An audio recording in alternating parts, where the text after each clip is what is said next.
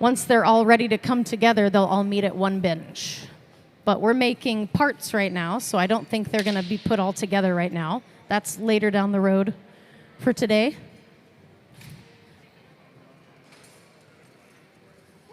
Yeah.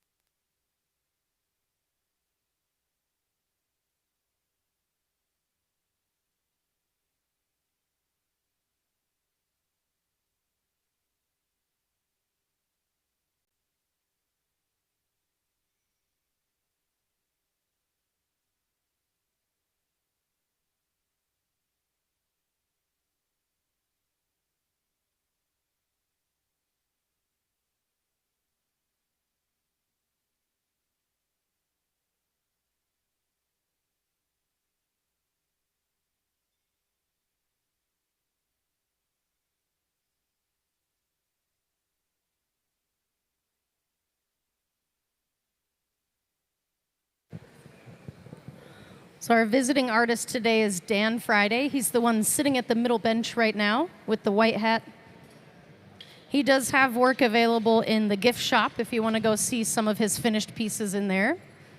Today we're working on making parts for the fish pieces that he makes, and then also an anchor. So we're making an anchor similar to this one over here.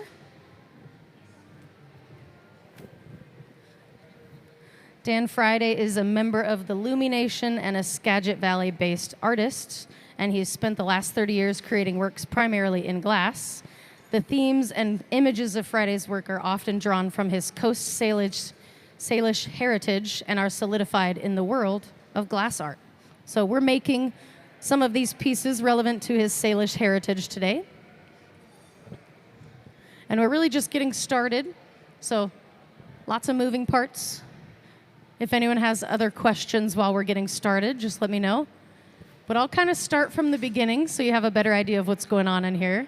This is our hot shop, and that's just what you call a glass blowing studio. The hot shop is called that because the glass is hot in here. All the clear glass starts in a furnace. We have 2 furnaces in here. The furnaces hold the clear glass at about 2,200 degrees Fahrenheit. And that makes it molten enough that you can scoop it out of the furnace the same way you'd get honey with a honey dipper. So we use blow sticks or blow pipes. They're hollow steel tubes, scooping the glass out of the furnace with those, blowing a bubble through the tube. And then glass blowing is a layering process. So we build up the layers of glass, 1 scoop at a time. You can add layers of color in between each layer of clear glass. And the big fires, these big holes, those are the reheating chambers. Once you take the glass out of the furnace, it starts to cool down and get stiffer. So you have to reheat it in the reheating chambers so that it's hotter and malleable to work with. If the glass gets too cold, it will break, and that's called thermal shock. So all these pieces of glass are at least above 1,000 degrees, not any colder than 1,000 degrees Fahrenheit. If they get colder than that, that's when they start to break. So the reheating chambers keep the glass hot enough that it doesn't crack and heats it up enough that you can change the shape and work with it.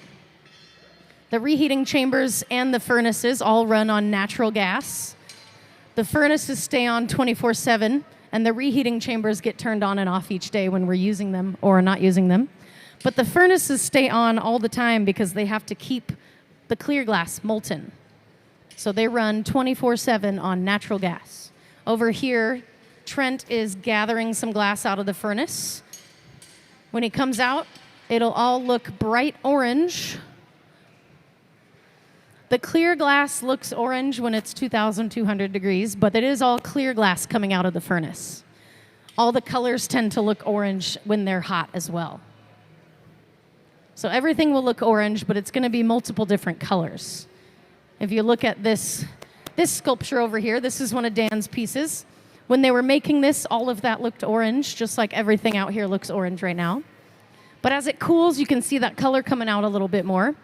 If it gets too cold, though, it will break, so you won't really see the true color of what these colors are supposed to look like until it's cold enough to touch, which will not be until tomorrow or maybe the day after. Everything we make has to go into what's called the annealing oven, which is going to slowly cool the glass down over an extended period of time so that it doesn't crack from thermal shock.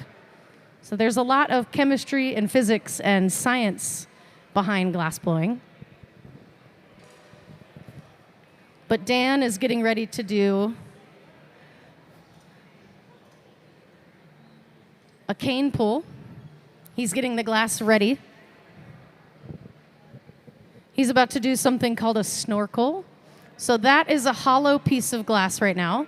He's going to put that in the furnace and inhale through the pipe, which will suck glass into that opening and fill it with clear glass. So that when they pull and stretch that out into a long, thin tube of cane, it'll be clear on the inside with a ring of color on the outside. It's called a snorkel because he is literally going to put it in there and inhale, sucking glass into it. It's a pretty cool thing to see. So it's hollow right now, the glass that he's got on the end of that pipe. When he comes out of the furnace, it's going to be full of clear glass. Right now, he's waiting for it to cool down and stiffen up so that it holds its shape when he puts it in the furnace and sucks molten glass into it. So you can inhale through the straw. It doesn't burn your lungs or hurt you. You're about to see that right now. Dan's getting ready to do his snorkel. It's a pretty cool technique to see. So he's going to put that in the furnace right on the surface of the molten glass and inhale.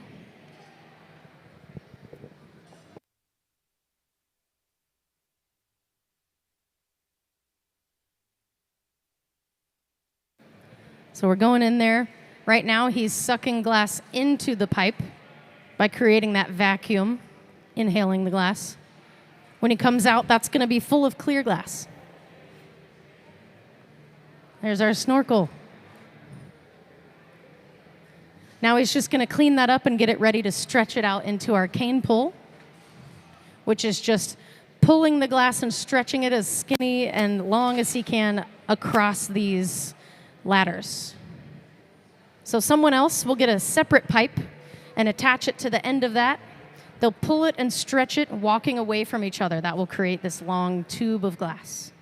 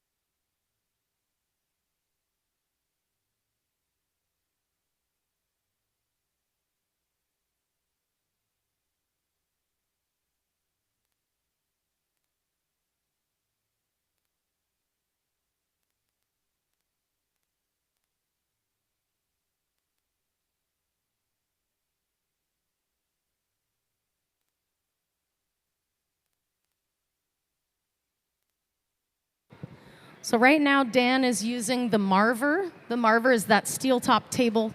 It shapes and cools the glass. So when he did the snorkel, it kind of bent the glass a little bit. Now he's straightening it back up, getting it all symmetrical and even so that he can move on to the next part. The marver helps with that. You just roll the glass across it. It shapes and cools the glass, makes it more symmetrical.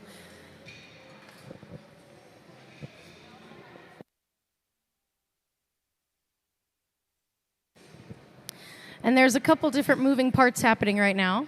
So Dan's working on this piece in the middle to do our cane pull. On the far right, they're working on other prep pieces to add to it later.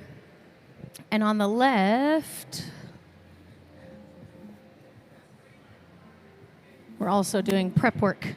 Lots of prep work happening this morning, and it will all come together later on during the process.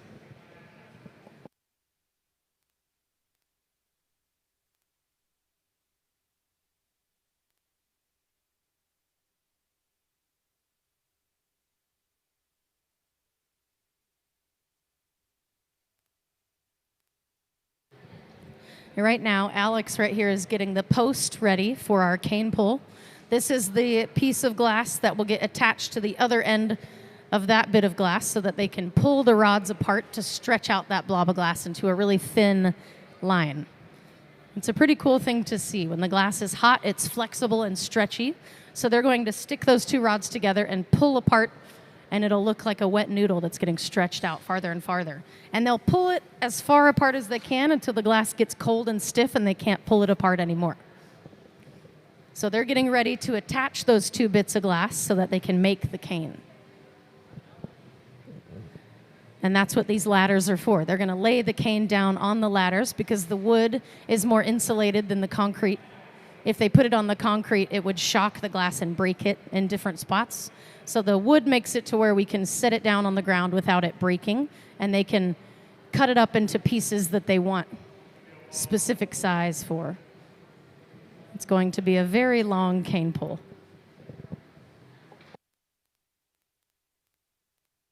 And glass blowing is all about temperature and timing. So they're lining up the temperatures and timing of these bits of glass so that the cane pull pulls out all the same size and length and width.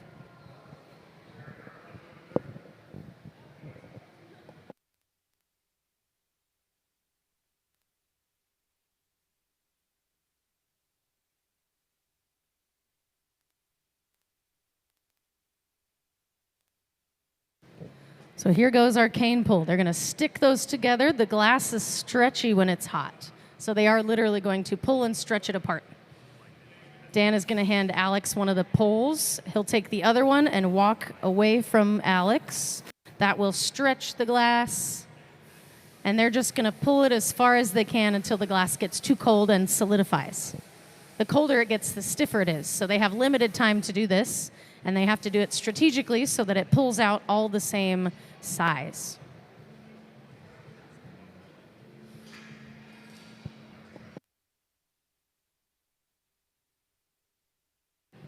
And if you don't have a good view from where you're sitting, you can always look up at the screen that shows what they're doing too. So pulling and stretching that glass out. Since they filled this with clear glass, when they chop it up, it'll look like a band of color with clear glass in the inside. So they're doing this for a specific pattern that they want to achieve on the piece. This is just prep work for the final piece. So for the baskets, okay. So we're doing prep work for baskets.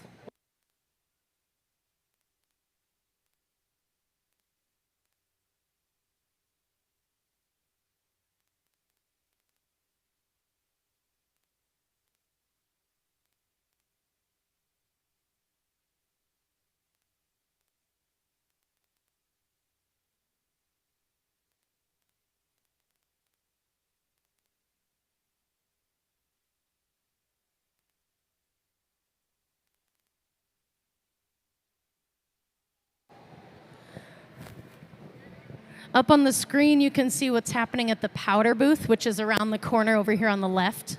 That is colored glass in a different form. So you can get the colored glass from a solid bar, different chunks all the way down to a fine powder.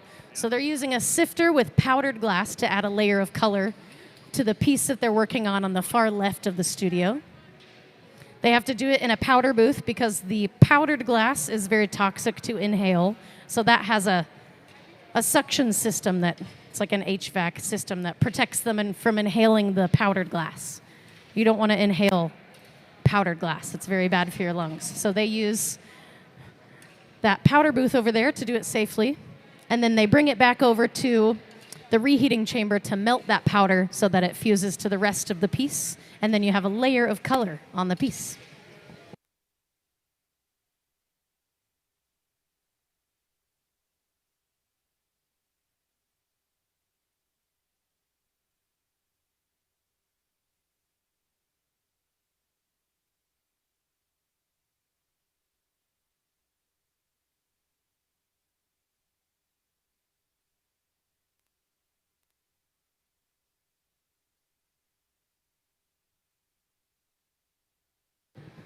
So we pulled out that cane, and then Dan brought it over here and chopped it into smaller sticks. They're going to wait for this to cool down a little bit more before they use it, but they're going to use that to make his basket pieces.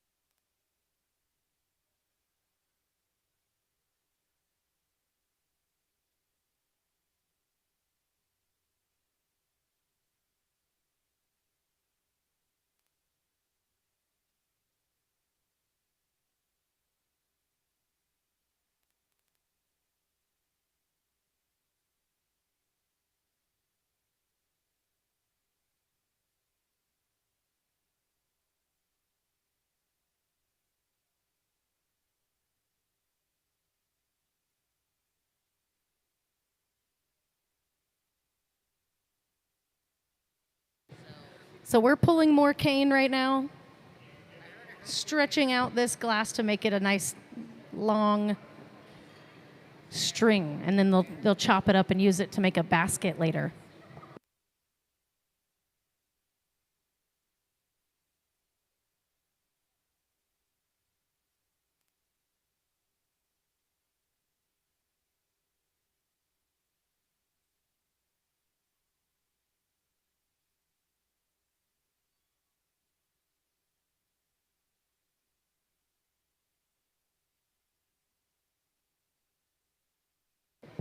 So if you look up at the screen, you can see what's going on the far left of the studio. I know the garage, that big silver box, kind of blocks your view there. But if you look up there, you can see it a little better.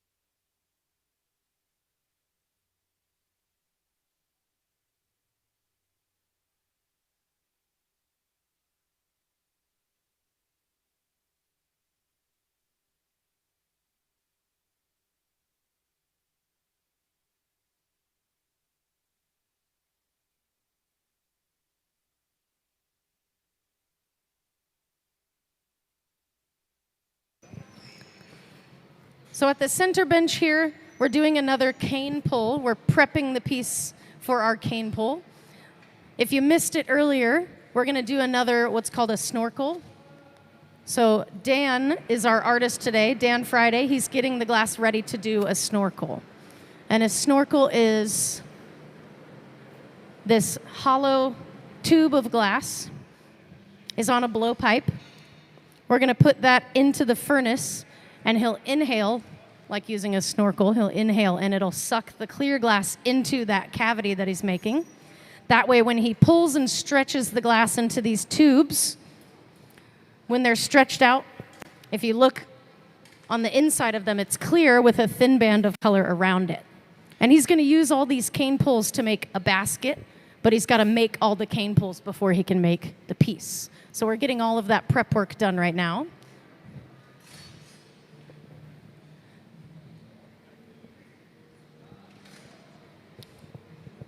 And if anyone just joined us recently, our visiting artist today's name is Dan Friday. He's the one in the white hat over here, the white and blue hat. He's a member of the Lumi Nation and a Skagit Valley-based artist. He's spent the last 30 years creating work primarily in glass. The themes and images of Friday's work often draw from his Coast Salish heritage and are solidified in the world of glass art. So some of his work you can see on these little stands with some of his pieces that he's made. We're working on making some baskets and some anchors and some parts for some of his fish sculptures. If you've been to the Seattle Aquarium, you've seen his fish sculptures up on the ceiling. Those are all Dan Friday. Yeah, what's your question?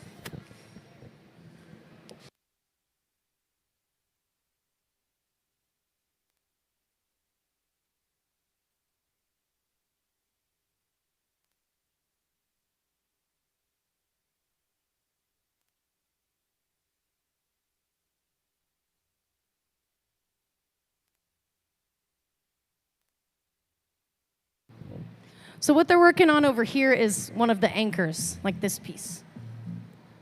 So they're blowing it out into a big ball. They're going to shape it like this and put a hole in it. So they're working on multiple things right now. What's that?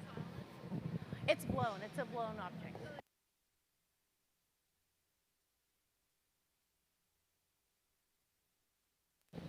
Yeah, multiple things going on. They're working on an anchor on the far left, which you can see up on the screen.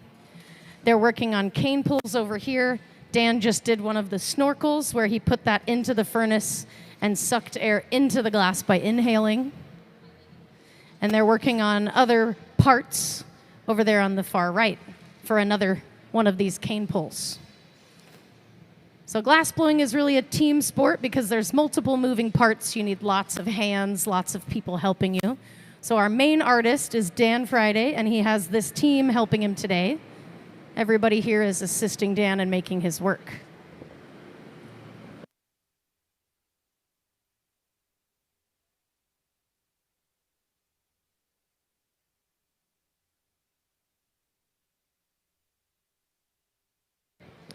So that thing he just took it over there to is a pipe cooler. The metal gets really hot when you put it in the furnace to do the snorkel, so that cools it down. It's just water trough that cools the metal so he can hold it up higher. Yeah.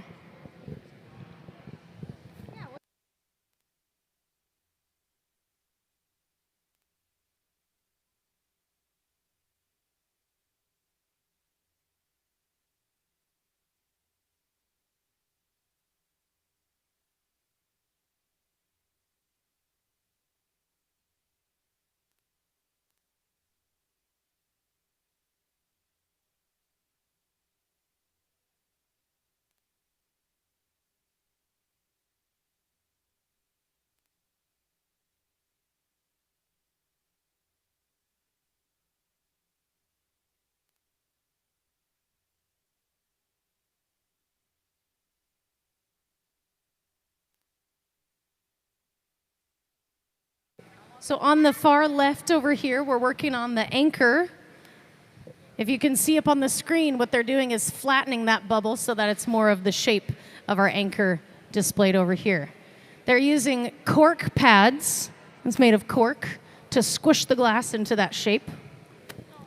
If you trap the glass or the air in the pipe, you just plug the hole of the mouthpiece. You can squish the glass to make that shape. So that's what they're working on over there. They're using cork, so the cork is smoking and getting really smoky. That's what all that is. But they're working on making one of these. If you're not sure what you're watching, they're working on making one of these anchors. So they're flattening the sides of it, and then they're going to put a hole in it, which is what they're working towards right now. They're using a torch to superheat the part that they want to poke that hole in. So they're going to literally poke a hole in the glass bubble to make our anchor. And over here, we're working on another cane pull. The cane is those strings of glass over here. So we take a big blob of glass and you stretch it really far and make a string of glass. They rested on these ladders because the wood is less aggressive on the glass than the concrete. They put it on the ladders so that it doesn't crack when they set it on the ground.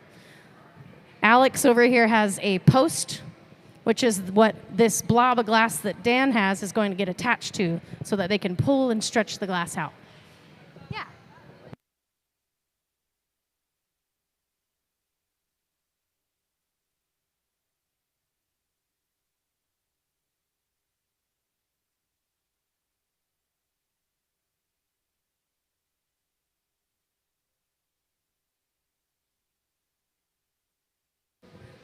But what's showing up on the screen right now is the far left corner where they're making an anchor. Ben is heating up the glass in a specific spot so they can create the opening like the anchor over here. They need to put this hole in it. So they're heating up the glass so that they can poke that hole in there.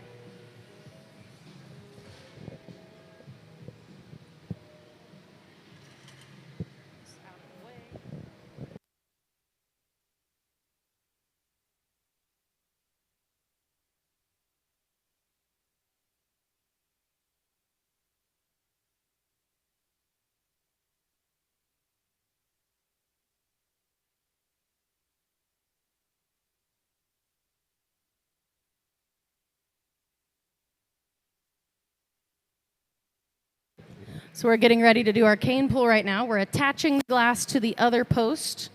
Dan is going to hand off one of these sticks to Alex, and they're going to walk away from each other, which stretches the glass out into this long, thin string. Then they can chop that string up into smaller pieces, and they're going to be used to make one of his baskets.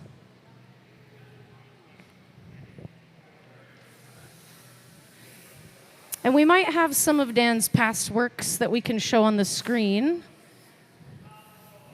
if we can get those up there soon. Yeah, if you've been to the Seattle Aquarium, the fish up on the ceiling of the aquarium are Dan's pieces up there.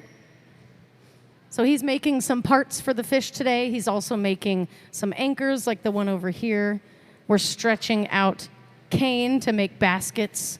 There's a lot going on in the studio today. Lots of different things all happening at once. But the colder the glass gets, the stiffer it is. So they're pulling and stretching this glass out as much as they can until it gets too cold and stiff to stretch anymore.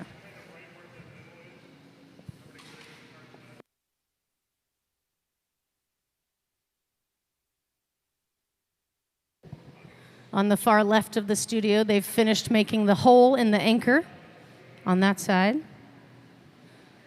And they're working on cleaning it up a little bit. That is a hollow bubble that they flattened and then poked a hole into. And it'll look similar to this one right here, if you can see this over here. That's one of the anchor pieces that Dan makes. And it all has to do with his Coast Salish heritage. So we pulled and stretched out our cane. Now they can chop that into smaller pieces. They rested on the ladder because the wood doesn't crack the glass. If they set it on the concrete, that sudden temperature change of really cold concrete would shock it and break the glass. So that's what our ladders are for. Once this cools down a little bit, he'll chop it up into smaller bits, and they can use that to make some of his pieces.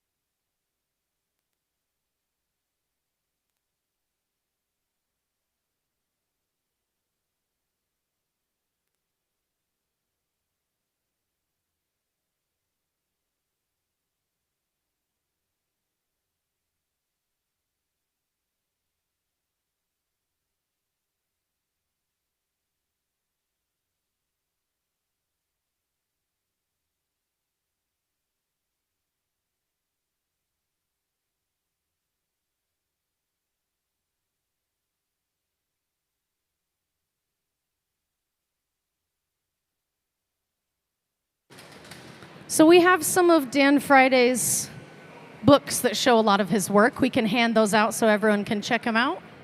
If you want to see some of his work, we got a bunch of them, so you can all pass them around and look at them. Let me bring some over here to you guys. Ooh.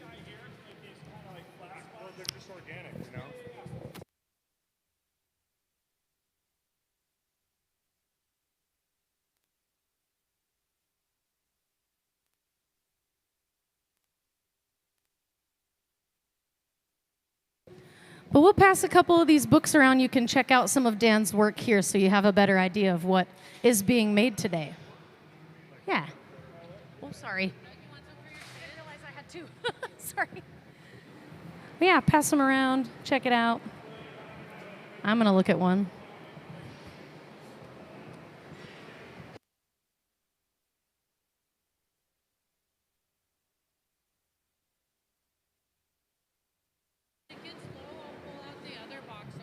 Okay. So passing these books around, if you look at page 7, that gives you a better idea of Dan Friday's artist statement and tells you a little more background about what he is making. Generally, this book just has a lot of information about his work and good images of some of his finished pieces. If anyone else wants a book, you can just holler at me. I'll hand you one.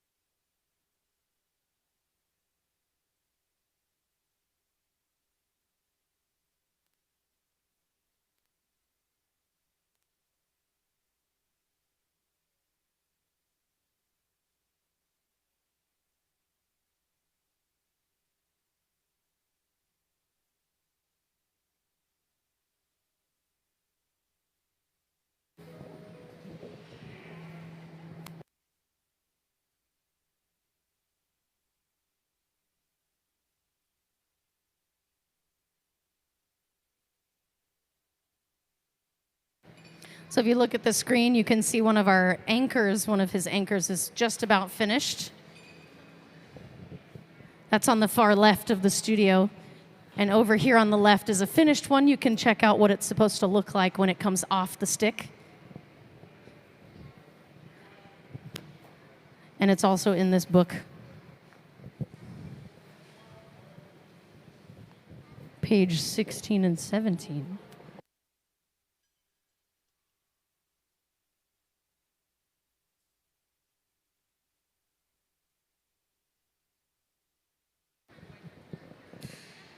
These anchor sculptures are inspired by the anchor stones, which are proof of a once thriving industry of the Coast Salish people. So the themes and images of Friday's work are often drawn from his Coast Salish heritage. That's why there's fish and anchors and bears, and these sculptures like what you see on these podiums are all some of Dan's work. We're working on multiple different things today, so there's a lot going on down here. We're doing some prep work for some baskets and also making some anchors on the far left. If anyone has any questions, let me know.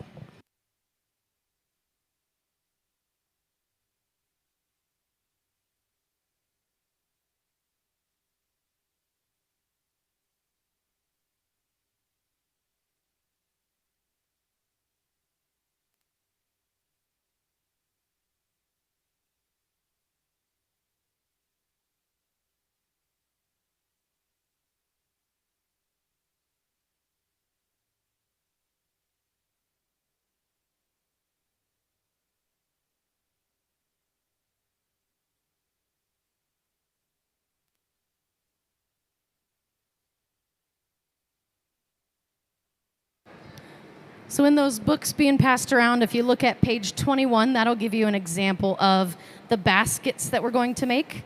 These cane pulls that we're doing are what make the pattern on the baskets. So we're doing a lot of prep work right now to make some of these baskets later on down the road. Also on the far left, we're finishing off one of the anchors. If you just joined us, it's an anchor. When these pieces are finished, we have to put them into what's called the annealing oven. So these big black boxes under the walkways on both sides of the studio, those are our annealing ovens. The glass has to cool down slowly. Thermal shock will break the glass if it cools too quickly. So we put them into the annealers and they cool down over an extended period of time, systematically, slowly, with a computer system that does it in a controlled way. So these will stay in the annealer for a day or two, cooling down, and when they cool down enough that you can touch them, they're like room temperature. That's when you can take them out and they'll still be in one piece. So all of these parts we don't need to anneal because we're going to use them later.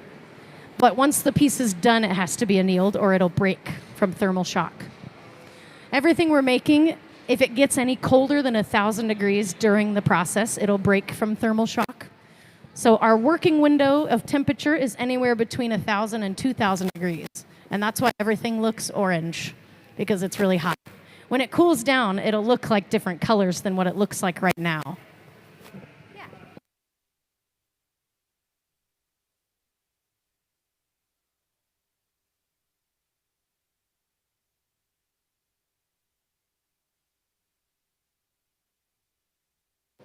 But for our anchor, they need to take it off of the blowpipe to clean up the top part where it's attached.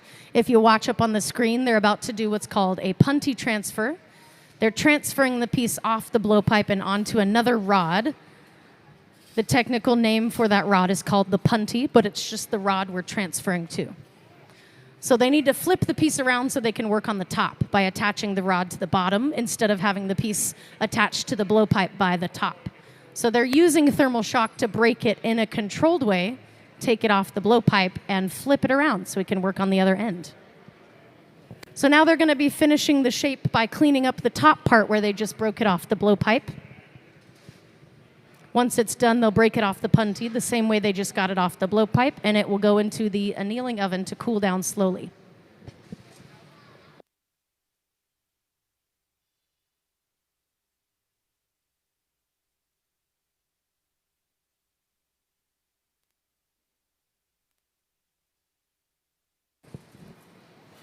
So Dan's getting ready to do another snorkel. If you weren't here for the last one, this is a pretty cool technique.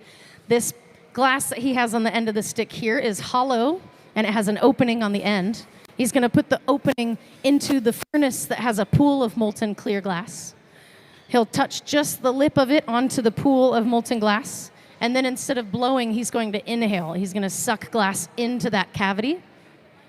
It will fill that cavity with clear glass, and then they'll pull and stretch that out into our cane, which are the strings. When they do that, they'll pull and stretch it out. It'll be like a translucent color that's wrapped around clear glass. It's a pretty cool technique. He's going to inhale through the straw of the blowpipe while the piece is in the furnace, which will fill it with clear glass. It's not going to hurt him, I promise. It sounds scary, but it won't hurt him. It'll just be a little hot right where he's standing, because that door is opening a furnace that holds the glass at 2,200 degrees Fahrenheit. So all the clear glass looks bright orange because it's over 2,000 degrees, but it is clear glass. When he comes out of the furnace, all the glass that's filling that cavity of that glass on the end of the stick is clear glass. It's just going to be glowing orange because of the thermal energy. The heat, the thermal energy that makes the glass hot also makes it glow with light. So it looks orange, but it's clear glass. So he's going to take that and do our snorkel. He's getting ready to do it right now. He's just got to wait for that glass to get cold and solidify. The colder it is, the more solid it is, and that makes it easier to do our snorkel. So he's going in there right now. He's going to put his mouth on the blowpiece and inhale, which is going to suck the glass into that. When he comes out, it'll be full. If you look at the screen, you can see him doing that. And now it's full of clear glass.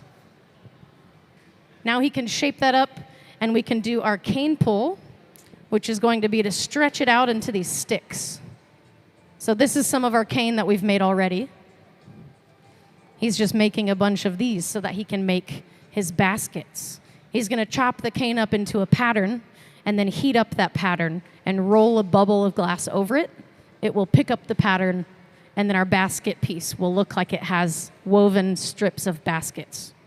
So it's a pattern that he's prepping to make so that his baskets look like they have the pattern of woven basket. Yeah.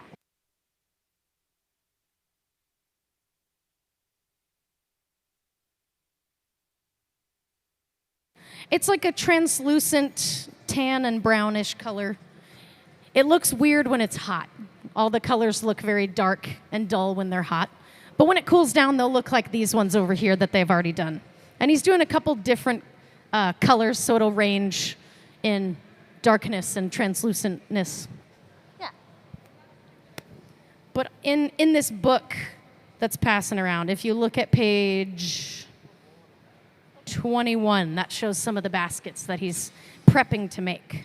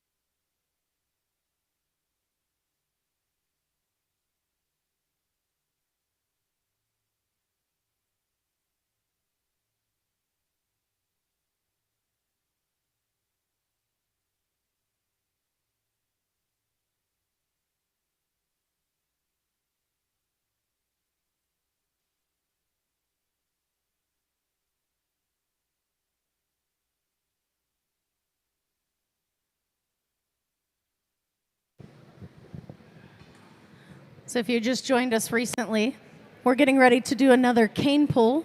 And a cane pull is, we're going to take that big blob of glass and stretch it out into a long, skinny tube.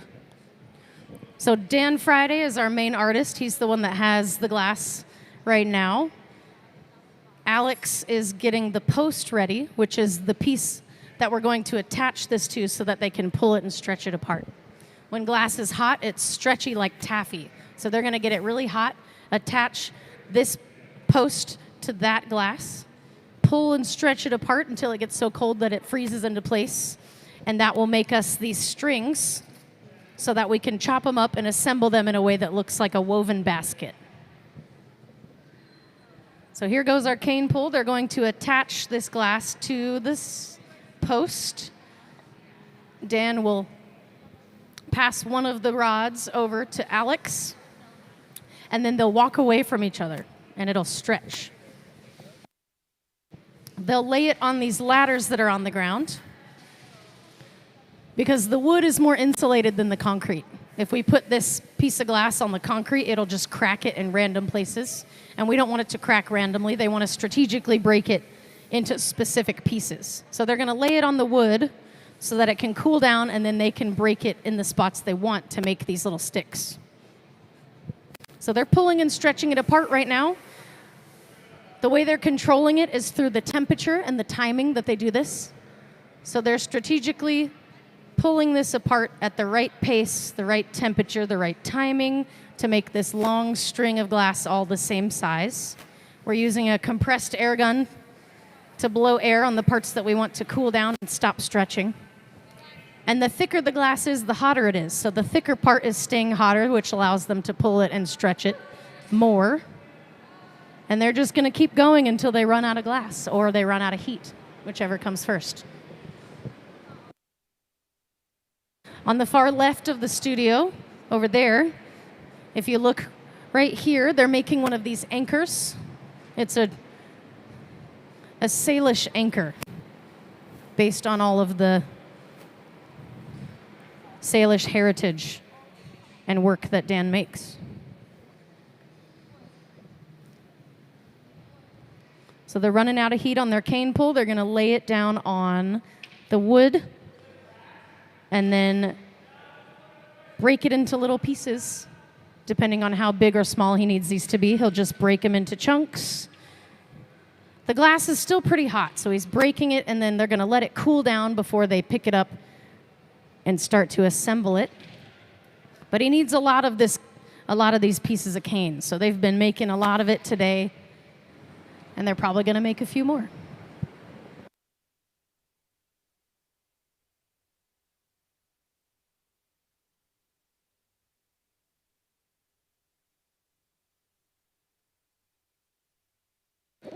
On the far right of the studio, that team over there is getting the next cane pull ready for Dan so that he can jump in and do it faster. So they're working on the next one. While the middle bench is finishing up the cane pull they just did, the team on the far right is getting the next one ready to do another one. And the team on the far left is finishing off one of the anchor pieces. So we got a lot of stuff going on in here today. If anyone has any questions, feel free to shout at me. My name is Shannon. Raise your hand, yell at me. I'll try to answer your questions.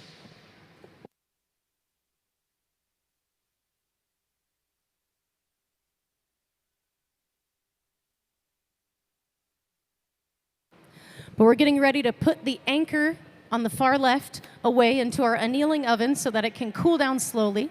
It's about 1,000 degrees right now. So if we leave it out here, it's going to get too cold and break. So loading it into the annealer right now. Yeah, let's give the team a big hand for a finished piece. First piece in the box. It's going to stay in that box cooling down systematically and slowly over an extended period of time. If it gets too cold too fast, it breaks. So it has to cool down in there slowly so that it doesn't break.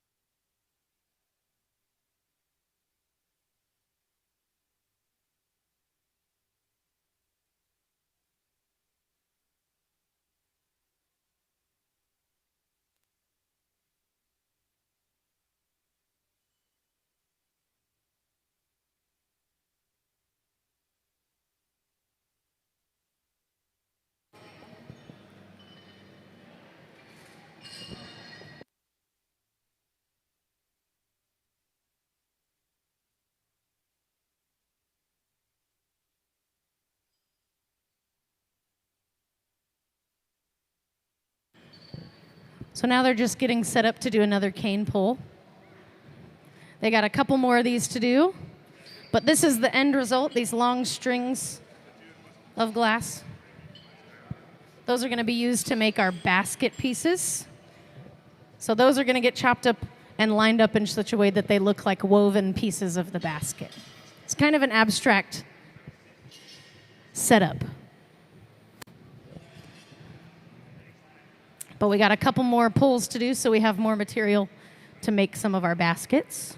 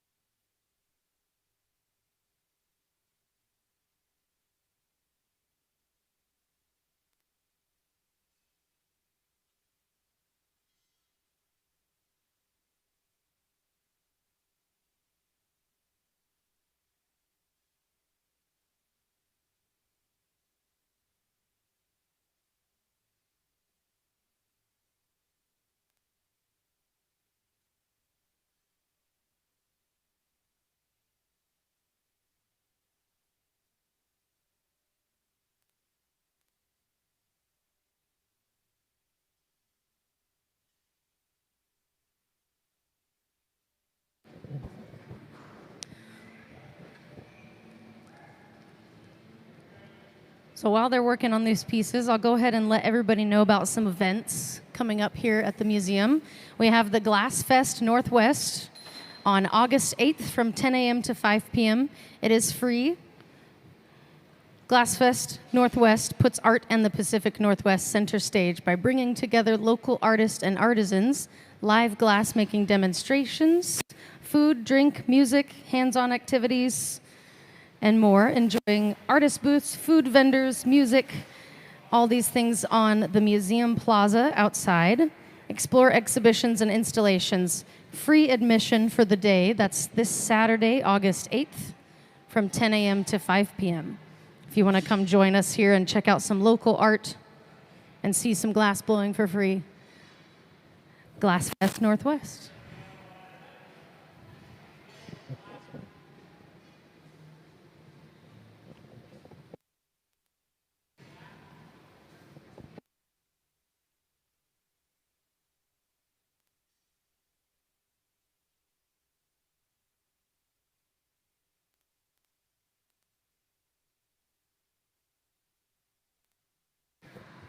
And if you're interested in seeing more of Dan's finished work, there is some in the gift shop.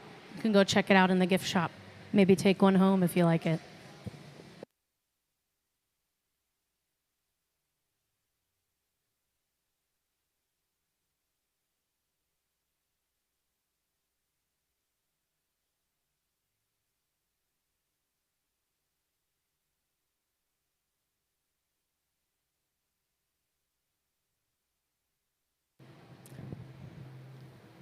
Over here, Dan was prepping some more of our glass color. So a common question we get is, how's the color added to the glass? We don't make the color as glass artists. There's chemists that make it and sell it to us.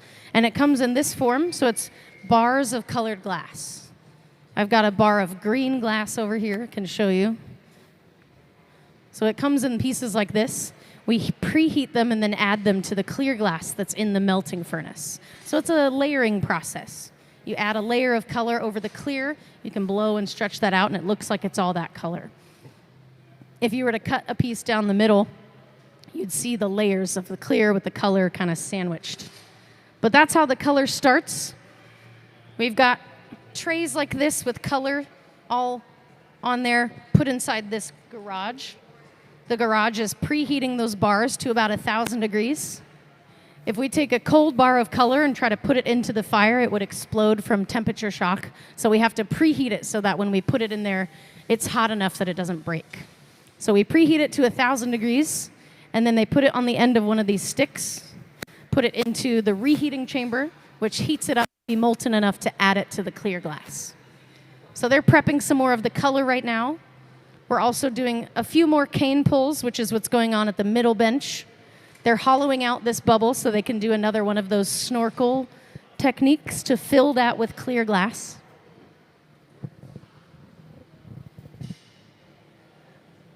And all the color looks orange when it's hot. So when it cools down, it'll be more of these like, the cane pulls we're doing are these like brown colors because these are gonna be parts of a basket. So they're doing a couple more of these cane pulls, and then they'll have enough material to start making the actual piece. So there's a lot of prep work involved in making these really intricate pieces. What we've been doing all this morning is the prep work so that we can make the piece later today. If you want a pattern on the glass, you have to make the pattern out of glass and then heat it up and melt it all together and then pick it up on a stick and blow it out. So we're doing all the prep work so that we can pick it up and blow it into a basket. What Dan's going to do here is called a snorkel. If you joined us later and didn't see the last one, the snorkel is this bit of glass. He's getting it ready that he can put that into the furnace and suck through the straw to suck the glass into this opening. He's making a cavity inside of that. Snorkel, he'll suck through the straw. Instead of blowing the glass, he'll inhale, which will create a vacuum that pulls the glass into that and makes it full of clear. So that when he makes these, it has the color on the outside with clear filling the inside. That just makes it to where you don't have to use as much color. And it gives it that translucent effect.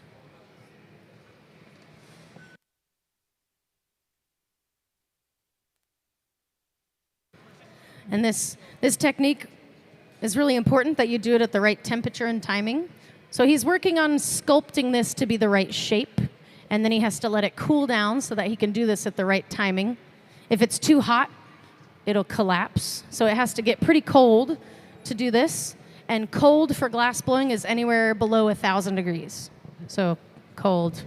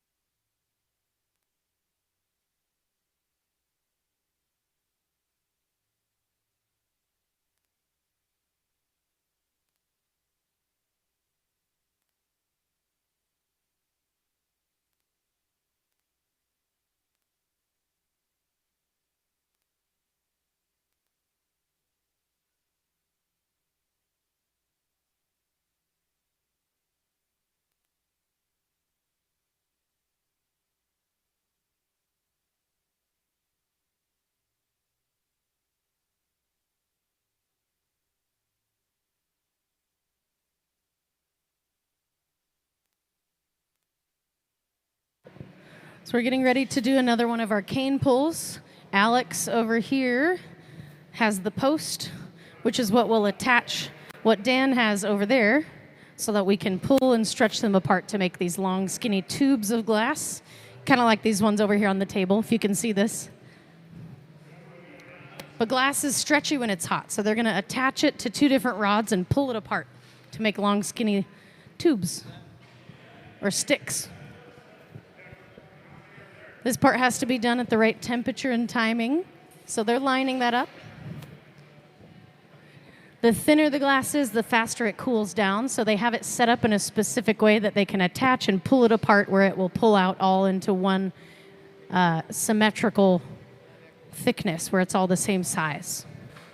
They're making all this look a lot easier than it is.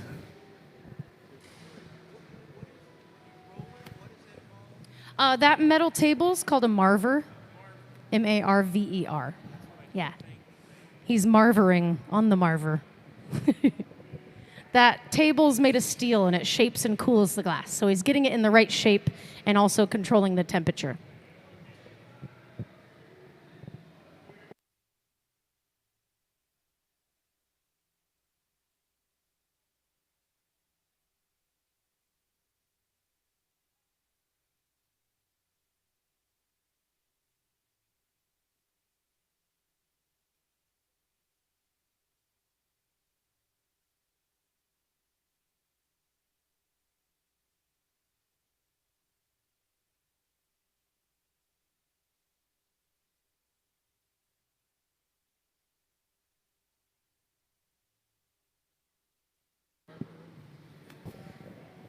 So our visiting artist today's name is Dan Friday, for anyone that joined us recently.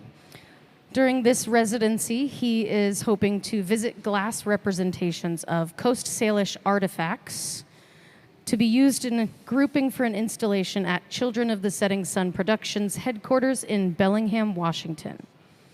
So we're working on a couple of different things. He has Coast Salish heritage. He's a member of the Lumi Nation and a Skagit Valley-based artist. Dan is the one over there with the two poles doing our cane pull. He's going to hand one of the posts to Alex, who's assisting him. They'll walk away from each other to pull and stretch that glass out. And then we're controlling the temperature by using an air gun with compressed air, just cooling down the parts that we don't want to stretch so that the parts we want to stretch are hotter. The thicker the glass is, the longer it stays hot. So we're pulling the thick part of the glass out slowly to make sure it all stretches into a line that's all the same size. And the ladders on the ground are made of wood so that when this is all stretched out, we can lay it on the ladders. The wood is more insulated than the concrete. If we laid it straight down on the concrete, that's cold and it would shock and break the glass. So the ladders just make it to where this doesn't break when we set it down. And they're going to keep stretching it until they run out of heat and the glass solidifies. And then we'll have long strings of glass they can use to make one of his Salish baskets. So if we want that basket pattern that looks like it's weaved together, they have to pull these apart and then cut them into little pieces and assemble them into a design, melt the design together, and then roll it up onto a bubble of glass, blow it out into a basket shape. So we're really just doing prep work for the piece right now. We've got to make the pattern if we want a pattern on the glass.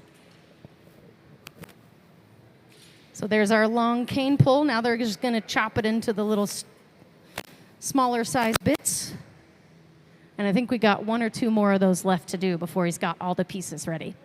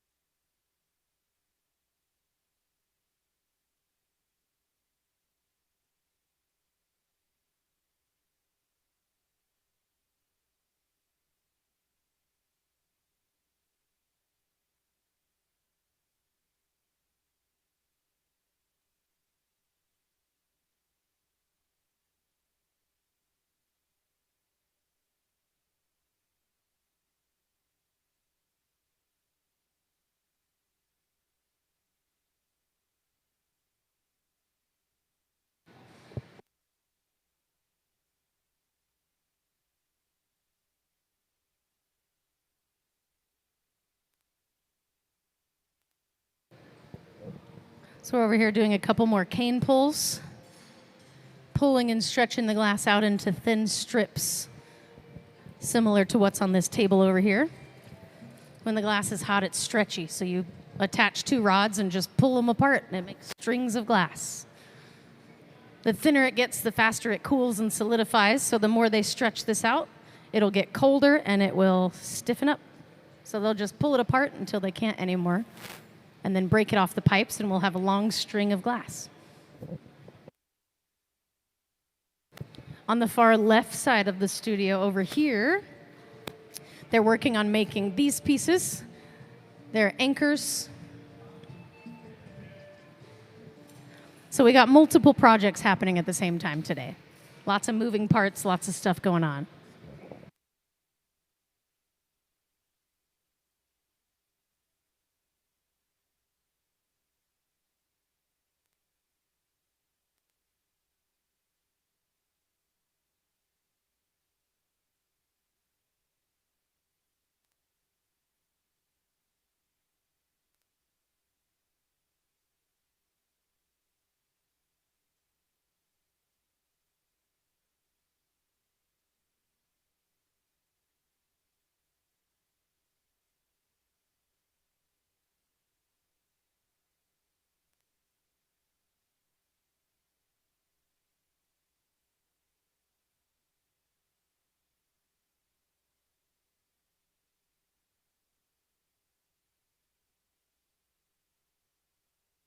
If you look up at the screen, that's what's happening at the far left side of the studio. They're making one of our anchors. One of the Salish Heritage rock anchors.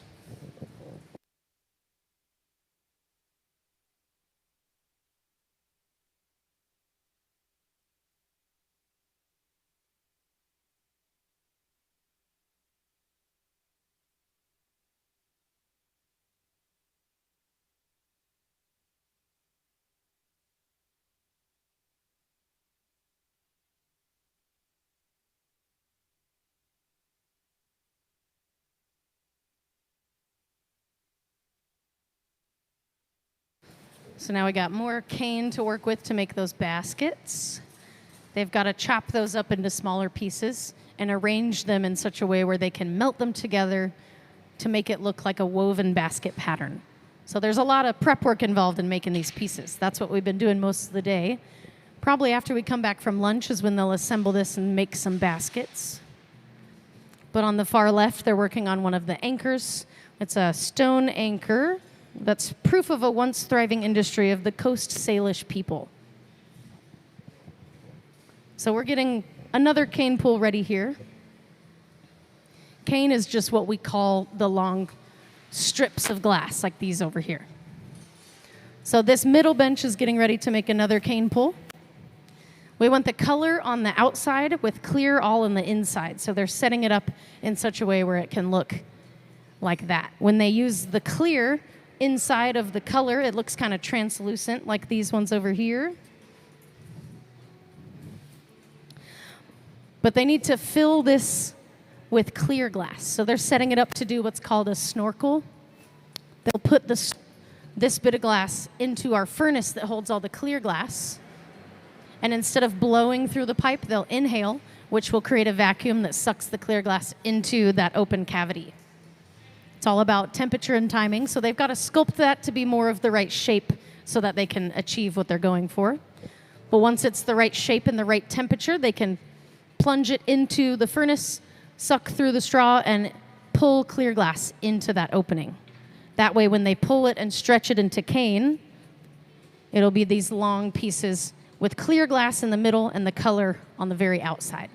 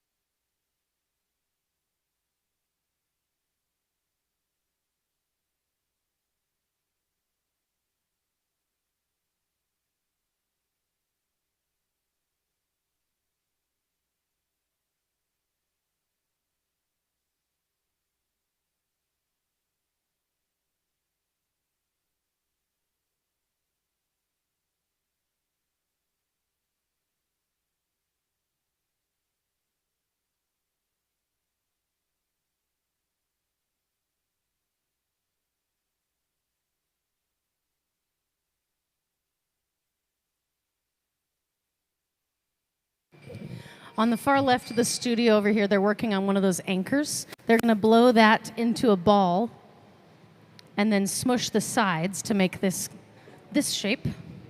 And it's all one bubble right now, so they'll have to smush it into that oval shape and then heat it up and poke a hole through the glass. So they're working on getting it into a round shape. That way they can flatten it into this oval shape and then finish that design. But that's what they're working on the left side of the studio. In the middle and on the far right, we're working on these cane pulls to make these strings that will be used to make a pattern that looks like a woven basket later on in our process. A lot of moving parts for different pieces happening today. But right now, Dan is going to do our snorkel. Dan Friday is the main artist here today. He's getting ready to put that glass into our furnace, suck through the straw, and pull clear glass into the glass on the end of the solid, or the glass on the end of the blowpipe.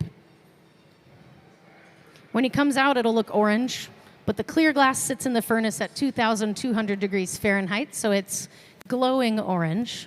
But that is clear glass that he just pulled into that. Now he's got to shape it up in such a way that he can attach it to another rod, and we can pull the two rods apart to stretch it out into those long, thin cane pieces. And glass blowing is all about temperature and timing. So he's got to line up the temperature, make this the right shape, so that at the right timing, he can pull it and stretch it out into our cane pieces.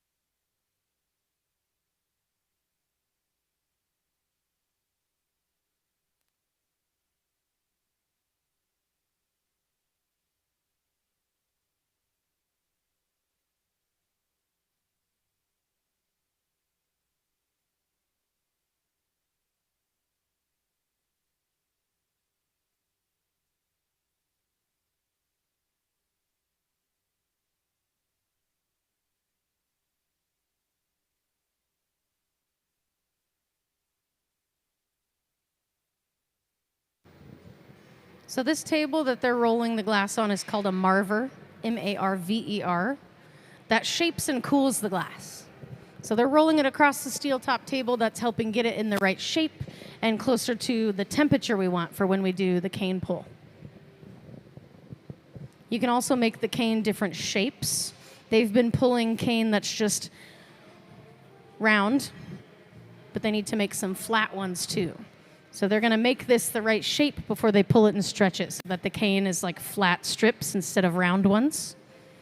They just got to work on getting that to be the right shape. So they're using the marver to push the glass around by rolling it on the table And then we'll need to create 2 flat spots so that when they pull it apart, they're flat pieces of cane instead of round ones.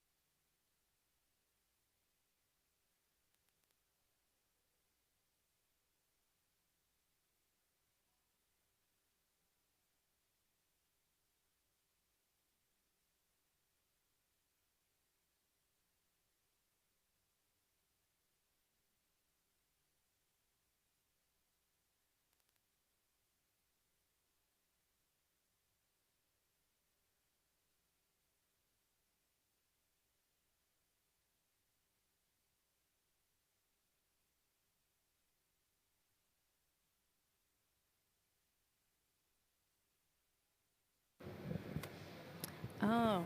So Dan Fridays is making Coast Salish artifacts to be used in grouping for an installation at Children of the Setting Sun Productions headquarters in Bellingham, Washington. So that's what this residency is for. He's going to make all these pieces to go into that installation.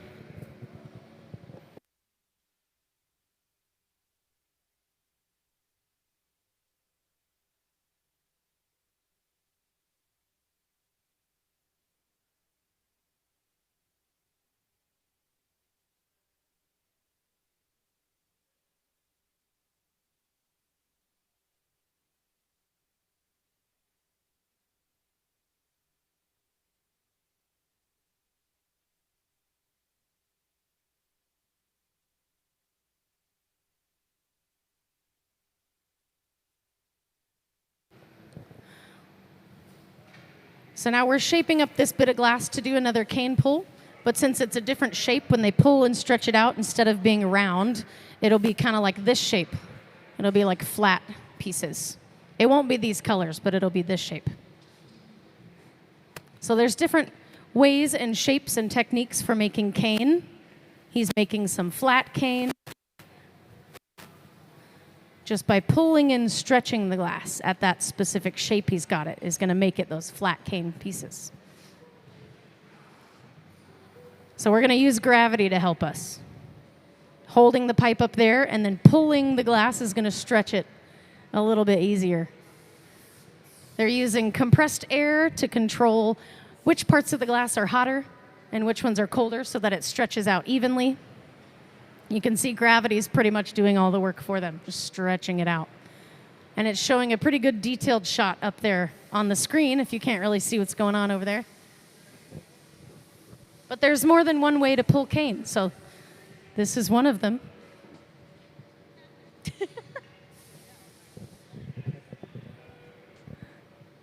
He's very serious right now.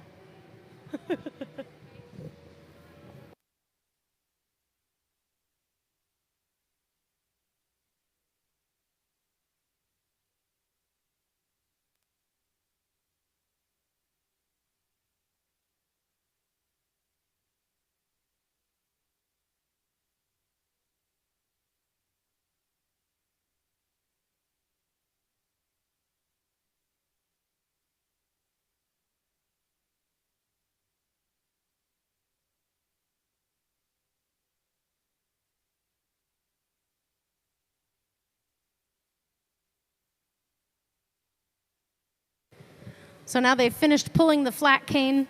They're going to take it off the pipe and put it into an annealing oven so it can cool down slowly.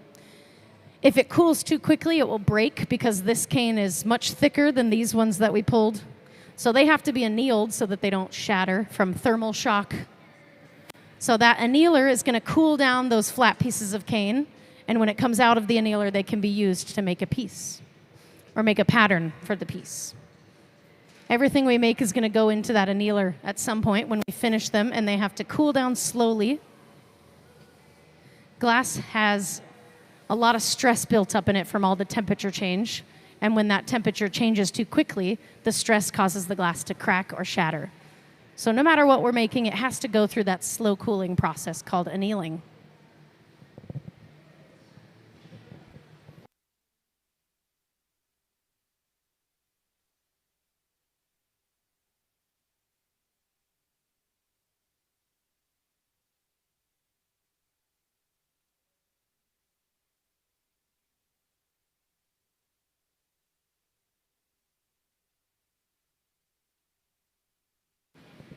If you can see what's happening up on the screen, that's the far left of the studio here. They're making one of these anchors similar to the one right here.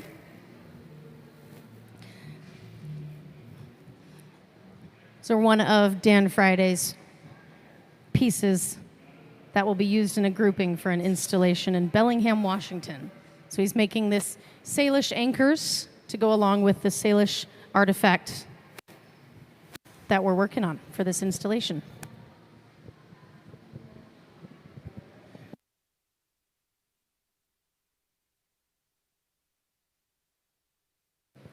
They're working on the process of getting the hole poked into the middle of the piece. So that piece they're working on is going to look a lot like this one. This one has this hole in it, so they're working on getting the hole in there right now. You can use a drill and drill a hole into hot glass. And then they'll use the heat to move that hole around and spread it apart to make it bigger.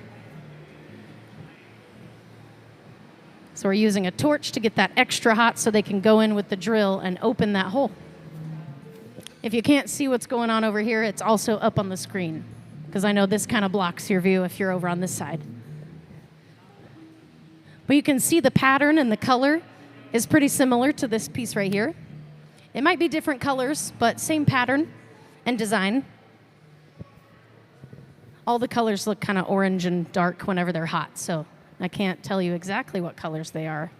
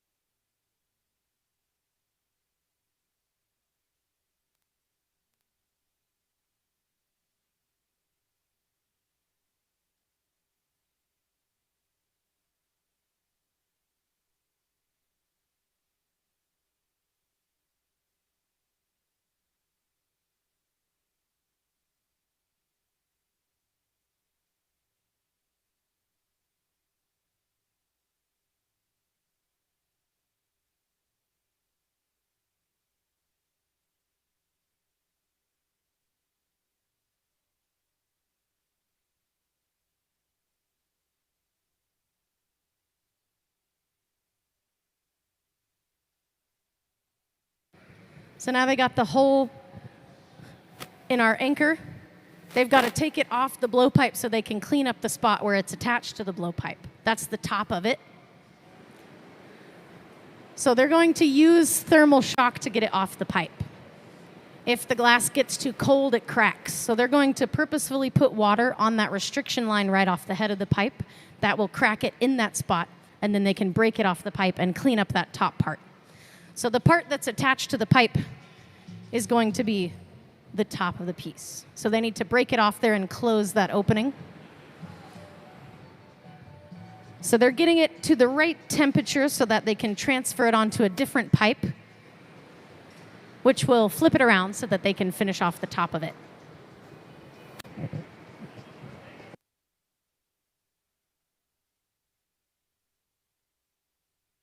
Here at the middle bench, they're about to do what's called a color overlay. So this is how the color is put in the glass. The rod that's really hot, that is the color. We're going to overlay it over a clear bubble. So it's not fused to the clear glass or incorporated into the clear glass. It's a layer of colored glass on top of a clear glass bubble. So if we blew this out and cut it down the middle, it would be like a layer of color sandwiched in between layers of clear. Glass blowing is really all a layering process. The glass in the furnace is so hot, you can only get so much out at a time. So you build it up in layers, and you can add a layer of color in between the clear layers. So that's what they're working on now. They got their color. They're going to overlay it over the clear bubble by rolling it on that steel top table called the marver. That allows them to shape the glass and push the color all the way over that bubble. And that's called a color overlay because it's laid over the bubble. I don't know.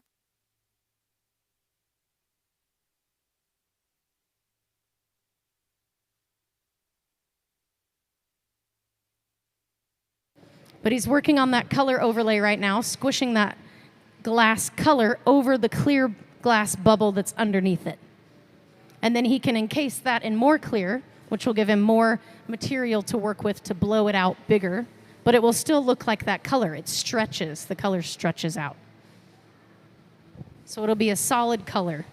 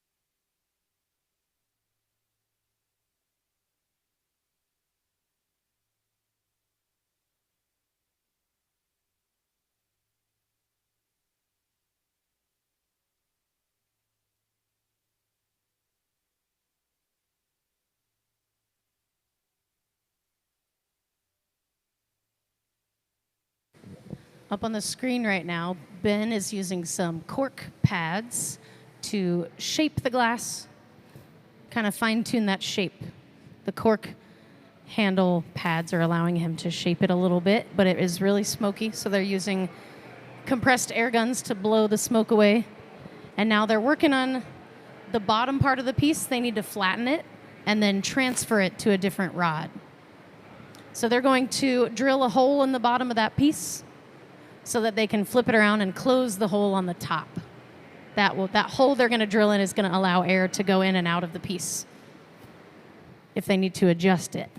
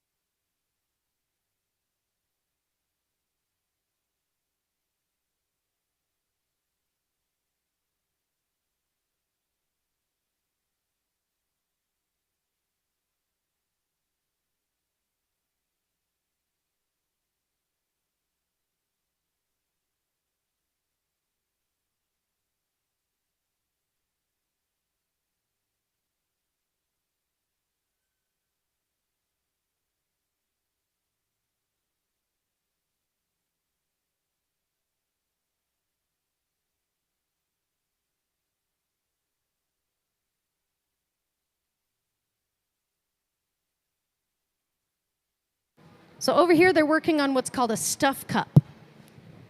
On the far right, Alex has the stuff cup. We're going to stuff this clear glass into that cup so that the color is on the outside and it's full of clear glass. It's called a stuff cup because you shape it kind of like a cup and then you literally stuff clear glass into it. On the far left, they're making an anchor similar to this one. So it'll look similar to this piece. We got multiple things going on in the studio. So the anchors are being made over there. Over here, they're going to do some stuff cups. And then after lunch, we'll come back and use all the prep work we've made to make the pieces that we're working towards. If you want a pattern on the glass, you have to make the pattern out of glass and then add it to your clear bubble. Yeah.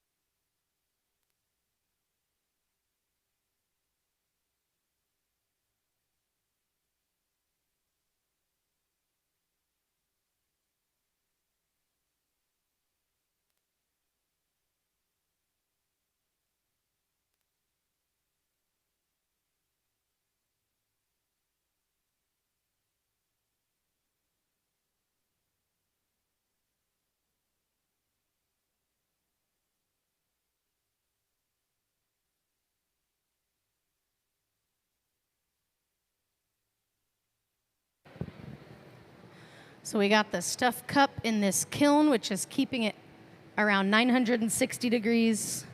If it gets much colder than that, it's going to break from thermal shock. So the cup is in there. Once they're ready, they'll take all the clear glass over there and they'll stuff it into the cup.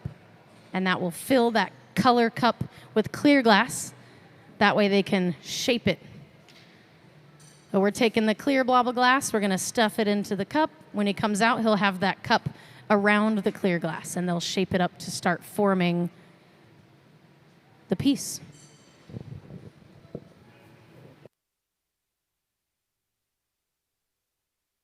For the anchor on the far left of the studio, they're cleaning up the shape.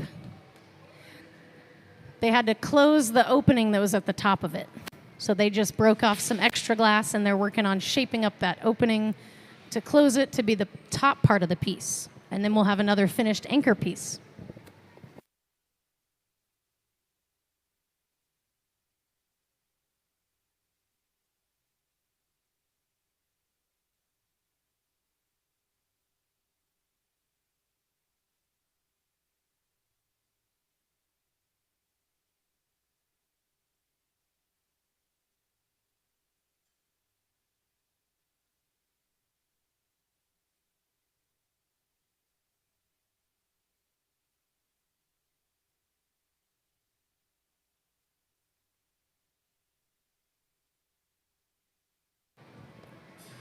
So the way it all starts is what we're about to do here. Alex is getting a gather of clear glass out of the furnace. The furnace holds about 1,000 pounds of clear molten glass at about 2,200 degrees Fahrenheit. And you scoop it out of the furnace the same way you'd use a honey dipper to get honey out of a jar. Clear glass looks orange when it's 2,200 degrees, but the glass on the end of this stick here is clear glass.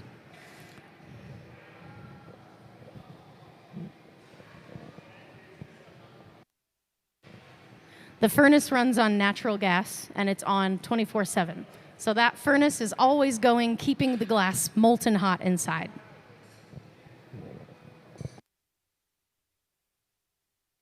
The big barrels of fire that we're using are reheating chambers. So as you take the glass out of the furnace, it starts to cool down, and the colder it gets, the stiffer it is, so you have to reheat it.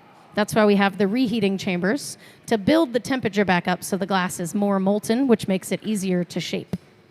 Plus, if the glass gets too cold, it will break, so we have to keep it in a specific window of temperature, anywhere between 1,000 and 2,000 degrees.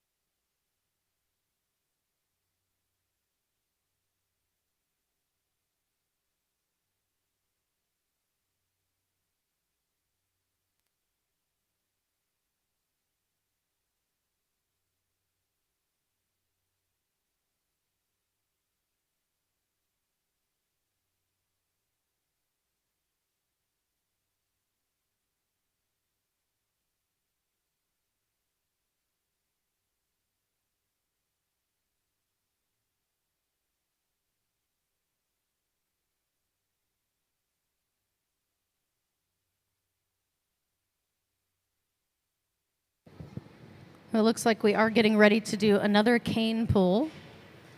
Alex has a post, which is a little bit of clear glass on the end of a rod that Dan will bring what he's got over to attach, and then they'll pull and stretch the glass apart to make a long string. That's called pulling cane. So they're going to pull and stretch the glass to make it a nice thin strip, and then they'll chop that strip up into pieces to make a pattern for a piece that we'll make later. Hot glass will stick to other hot glass. So at the right temperature and the right timing, we can stick this big piece of glass onto that post. They'll attach, and then you just pull them apart. That's what these ladders are on the ground here for. They're going to pull and stretch the glass out and then lay it on the wooden ladders. If they laid it directly on the concrete, it would shock from the cold concrete and break. So the ladders just make it to where they can break them in the spots they want.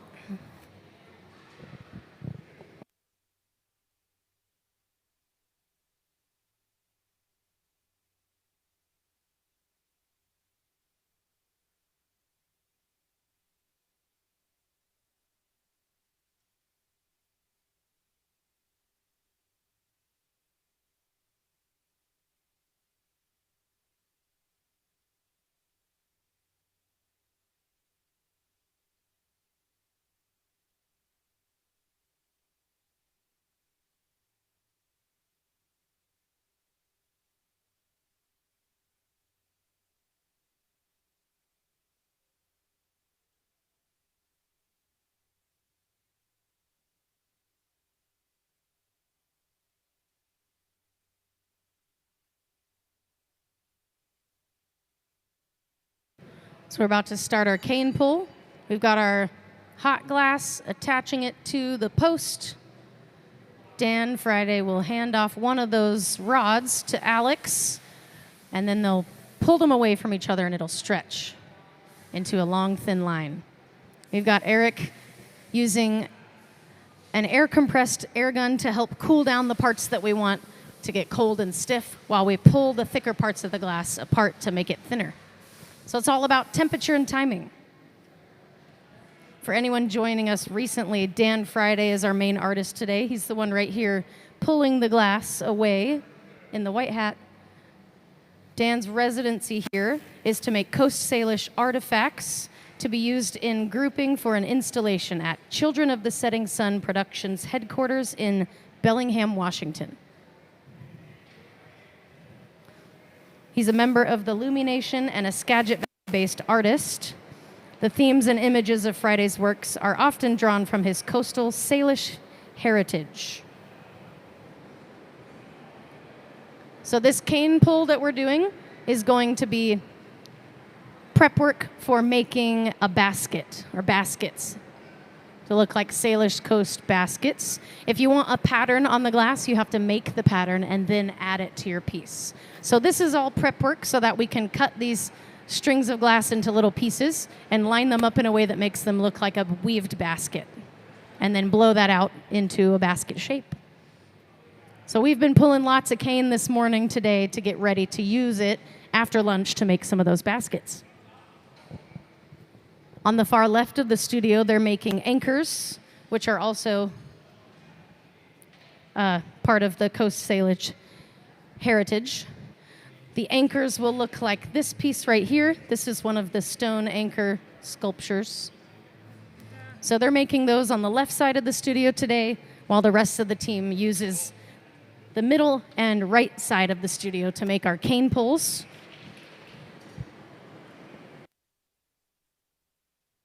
Glass blowing is a big team event, a big team sport. There's lots of moving parts, lots of different things going on. Everybody on the floor is all working together to make this work for Dan Friday's residency.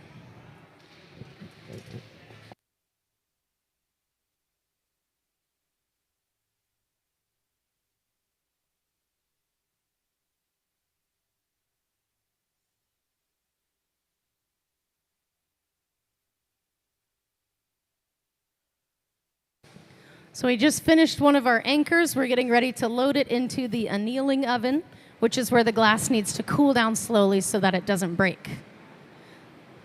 We're walking that over to the annealer now. Let's give the team a big hand for a finished piece into the box. We'll see that again in a couple days.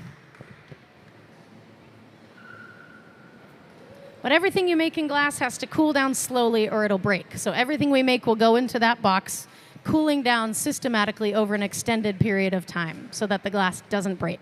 It needs to cool slowly and at the same temperature so that it doesn't thermally shock.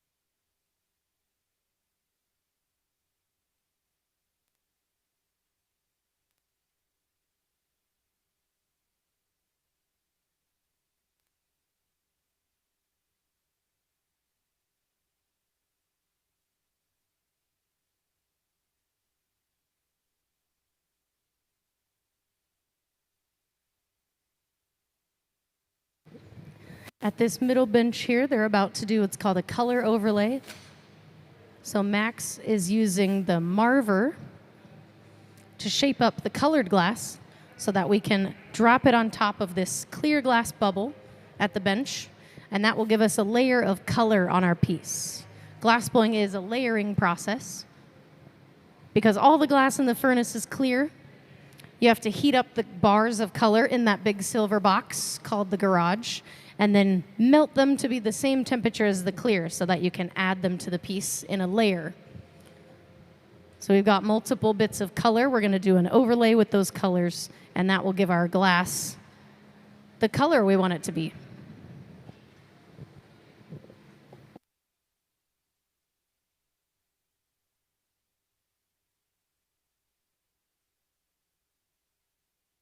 All the colors look orange when they're hot, so this color overlay will look orange, but it will be a different color.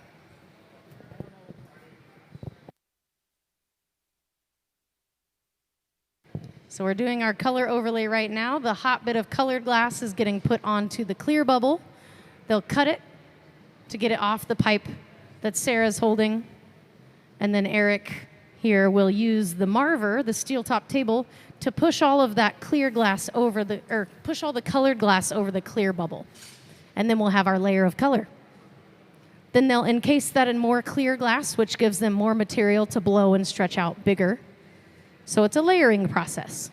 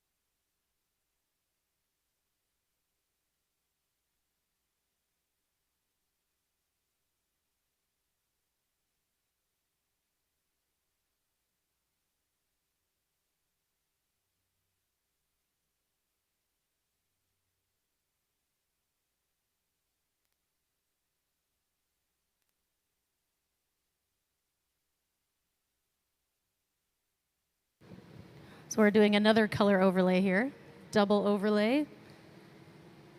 The overlay is just taking a bar of colored glass and laying it over a clear bubble.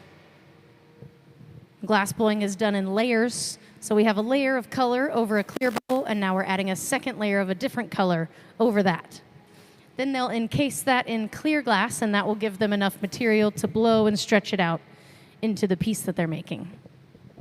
All of the colors look kind of brown and orange when they're hot, so I'm not sure what colors these are. Do you know? One of them is purple. The inside color is purple. There you go. Doesn't look very purple right now. Oh, two purples. Two different purples. He's using the marver right now to shape and cool the glass, and that gets that layer of color pushed all the way over the other one. There's still a bubble inside there. He's going to be able to blow it out and stretch the glass.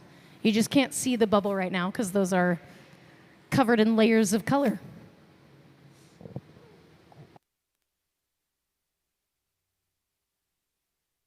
But that's on the end of a blowpipe, which is like a big straw, so you can blow into the pipe.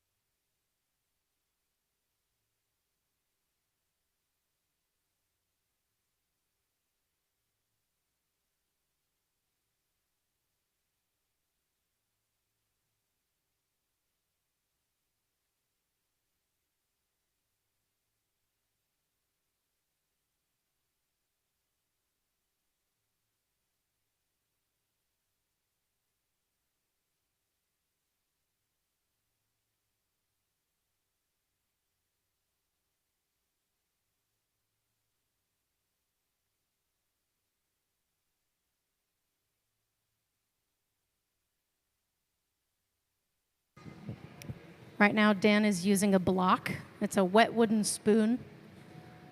The smoke, what looks like smoke coming off of that, is steam from the water evaporating. So since the wood is wet, it doesn't catch on fire. It creates steam. There's a thin bed of steam in between the tool and the glass, and that's how we can use those without them catching on fire. They live in a bucket of water behind the bench to keep them soaked in water. That prolongs the life of the tool and also keeps the wood from burning and leaving marks on the glass. What Dan is using right now is called a pipe cooler. It cools the pipe. It's a water trough. You just put the metal in the water and it cools the pipe so that you can hold it up closer to the glass without it being too hot. The spot in between Dan's hand and where the glass is the hot part of the pipe. The parts that he's touching are perfectly safe to touch. But now he's going to go into the furnace and get a layer of clear glass on top of our colored glass. It will look orange when it comes out of the furnace because the clear glass sits in there at 2,200 degrees Fahrenheit. It sits in a big bowl called a crucible that's made of high-fire ceramic. The furnace runs on natural gas, and that's what helps keep the glass molten inside the furnace. So that is a layer of clear glass. It's so molten that it can just drip off. So he was stripping the extra glass that he didn't need off of there. All the glass in that bucket that's clear can get put back in the furnace later. So clear glass can go back in the furnace if it didn't get used, but the colored glass can't. The colored glass would stain the pot full of clear glass. So we add the color after we take the glass out of the furnace. So he's encased 2 layers of different colors inside another layer of clear glass, and now they're going to blow the bubble inside there out. You can't see the bubble, but there is a bubble inside there. You'll see the glass expanding when we blow through the pipe. So they're going to work on that next.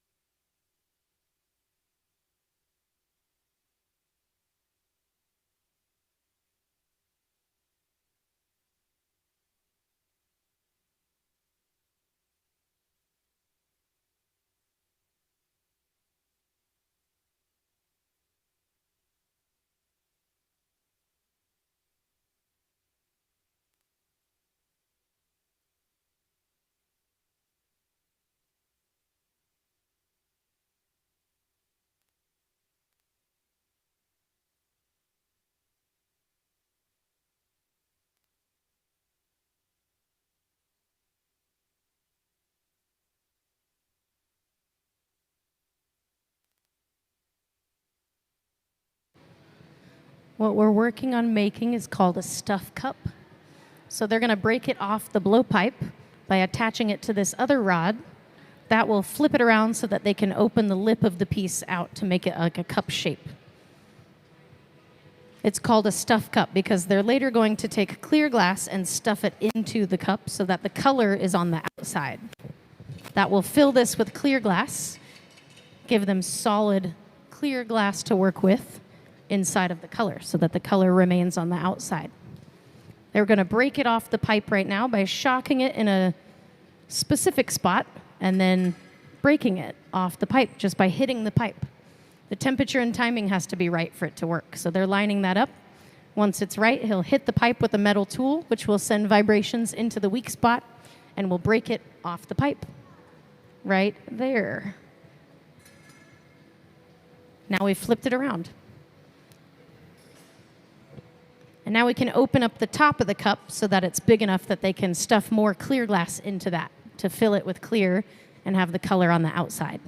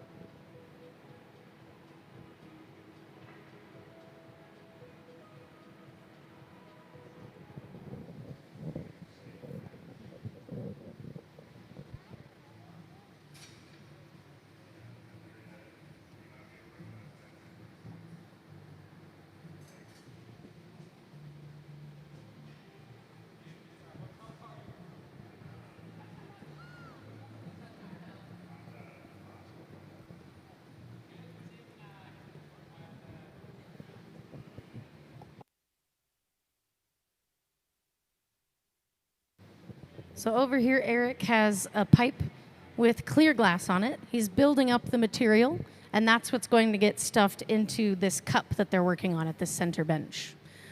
So there can be a lot of separate moving parts when you're making something in glass blowing, but with the right temperature and the right timing, they can all get put together.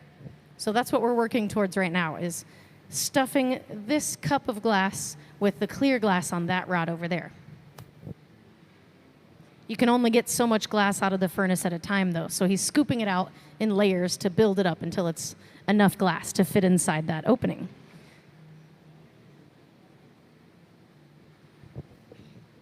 So Eric is going into the furnace right now to get more clear glass. All the clear glass sits in that furnace at around 2,200 degrees Fahrenheit, and you scoop it out the same way you'd use a honey dipper to get honey out of a jar. So when he comes out, he'll about double the amount of clear glass he's got. It will look orange just because of how hot it is, but that is clear glass, clear molten glass.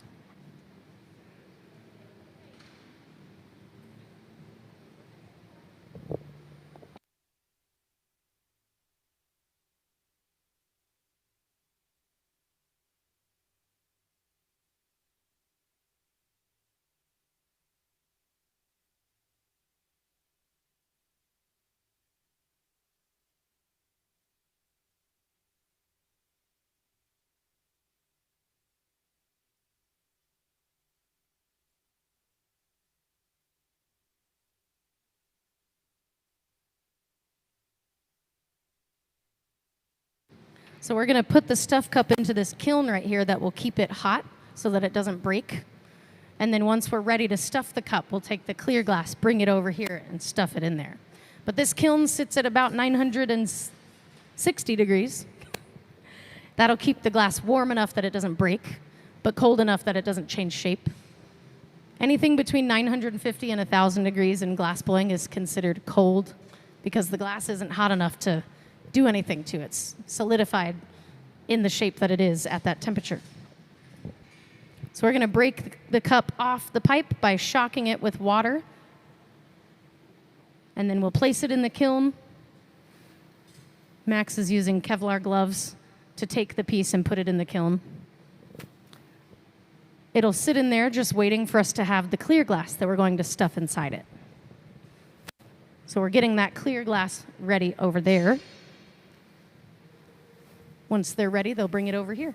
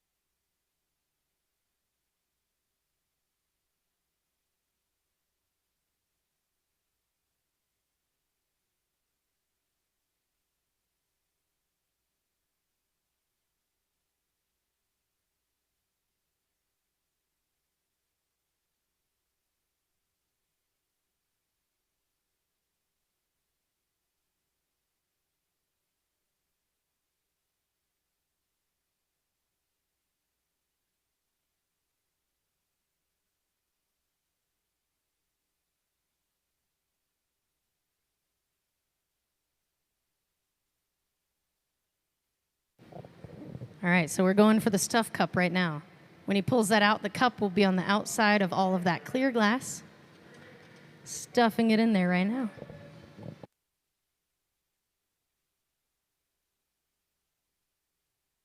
So now he's got to take that and put it into the fire, and then he'll work on shaping it. He'll use the marver, which is that steel top table. He'll roll the glass along the marver, which will help shape it and cool it. But he's got to get it hot enough that he can seal that connection in. So he's using the reheating chamber to reheat all the glass and get it molten so that he can roll it on the marver to seal those two pieces of glass together.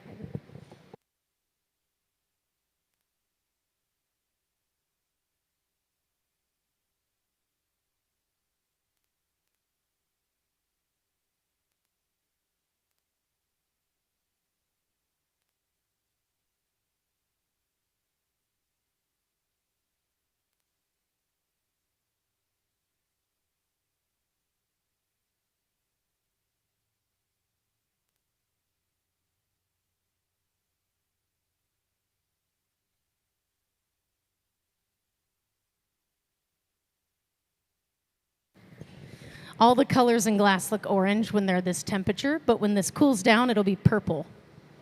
It looks orange right now, though. If it gets any colder than about 1,000 degrees, it'll break. So if it gets too cold, it'll break. But if it gets cold, that's when you can see the color. So you won't really see the color of this while we're working on it. Everything looks orange when we're making stuff. But it has to cool down slowly. So it'll go into one of those big black boxes and cool down slowly over an extended period of time so that the glass doesn't break from getting too cold too fast. But we're working on sealing the cup into the clear glass, and then they'll move on to the next part of the piece.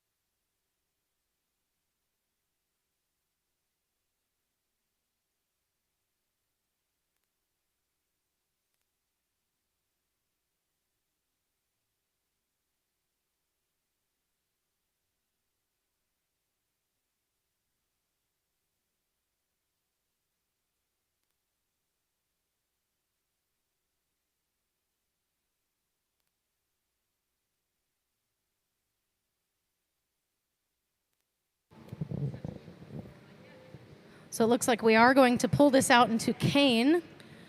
Cane is these long strings of glass. He's going to use these to make baskets. If we want the basket pattern where it looks like woven basket, you have to make the components to create the pattern and then add them to a bubble to blow it out. So we've been making these all morning so that he can make these baskets. A cane pull is just taking hot glass and attaching it to two separate rods and pulling those rods apart to stretch the glass into long strings. So this is a very detailed, very intricate cane pull. It's going to have multiple color layers stretched out thin. But glass is really stretchy when it's hot, so he's going to attach that to the post. Then he'll hand one of those rods to max and start to walk away from max, which will stretch the glass and make it long and skinny. And that gives us our material to make the baskets. The thinner glass is, the faster it cools. So we're pulling the glass, the thick spot is stretching, and the thinner spots are cooling. It's a very specific temperature and timing that you do these cane pulls so that it's all the same length and the same width.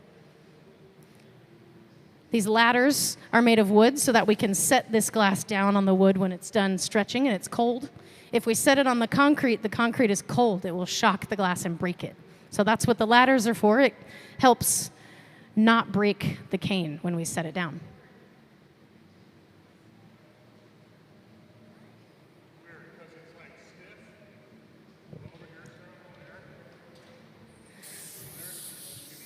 As this starts to cool down, you'll see that color come out a little bit more. This is going to be a purple. You can kind of see the purple on this spot right here.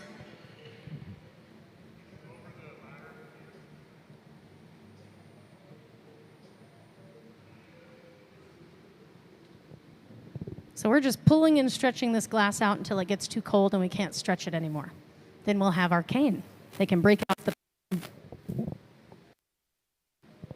it into pieces so that it's these sticks of glass. They'll have to do some prep work with arranging the cane to make it a specific pattern so that they can add it to a bubble of clear glass and then blow it out to make a basket. So it'll look like the basket is woven together through the bits of cane that will be arranged in a specific pattern. It's kind of an abstract process. So I hope what I'm saying is making sense.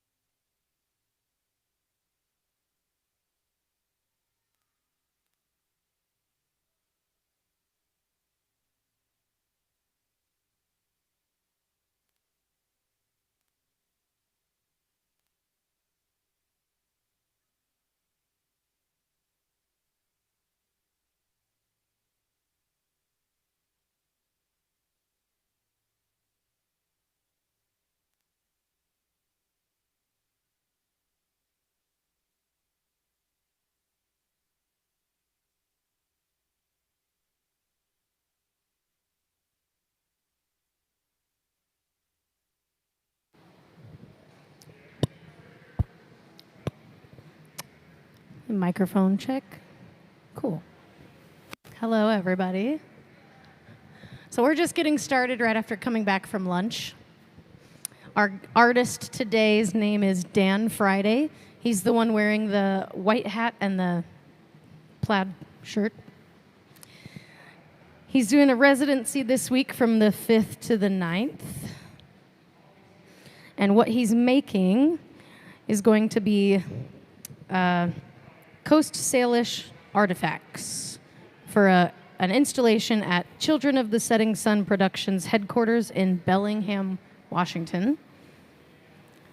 Dan Friday is a member of the Lumi Nation and a Skagit family, or a Skagit Valley-based artist. He spent the last 30 years creating work primarily in glass. The themes and images of Friday's work often draw from his Coast Salish heritage. So we're making a body of work that's going to be installed in Bellingham, Washington during this residency. We're working on making anchors, which are these ones, pieces like this one, the anchors. And then they're also doing what's called pulling cane. Cane is what we call these sticks, these long, thin sticks of glass. Those will be used to make a pattern that looks like a woven basket, and then that pattern will be blown out into a basket shape. So this is the first day of his residency. It's a lot of prep work, setting things up so that we can make the pieces. If you want a pattern or a design on the glass, you have to make that pattern with glass and then add it to a bubble and blow it out. So we're getting all the prep work ready to make the pattern. And then since there's a lot of people out here on the floor, he's having the people on the left side over here on the studio make some of his anchor pieces while he works with some of the other people out here to make the cane. The cane he's making is really specific colors and size. So he just got started after lunch. We're starting to do another cane pull.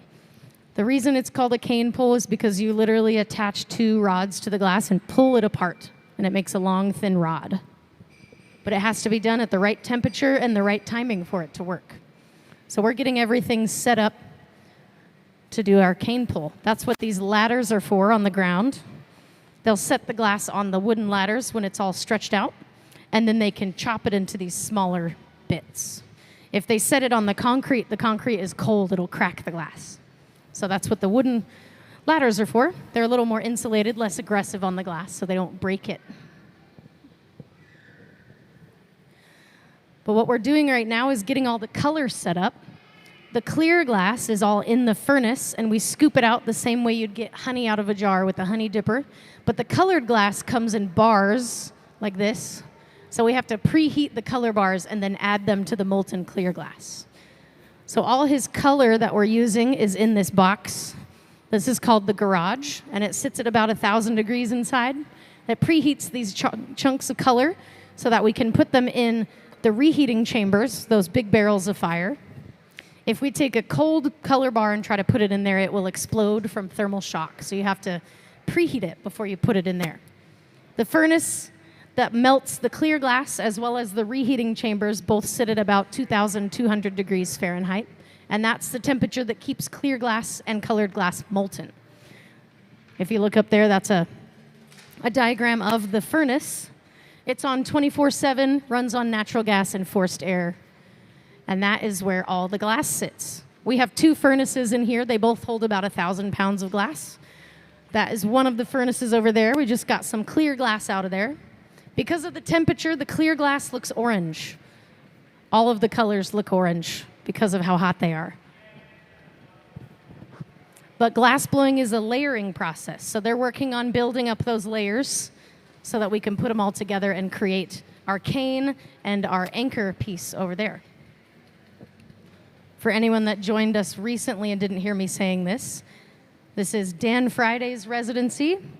He's making Coast Salish artifacts to put in an installation at Children of the Setting Sun's production headquarters in Bellingham, Washington. A lot of his work draws from his Coast Salish heritage. And Dan is the one in the white and blue hat right here. So he's our resident artist this week.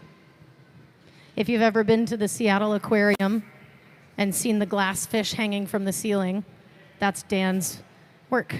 That's the artist.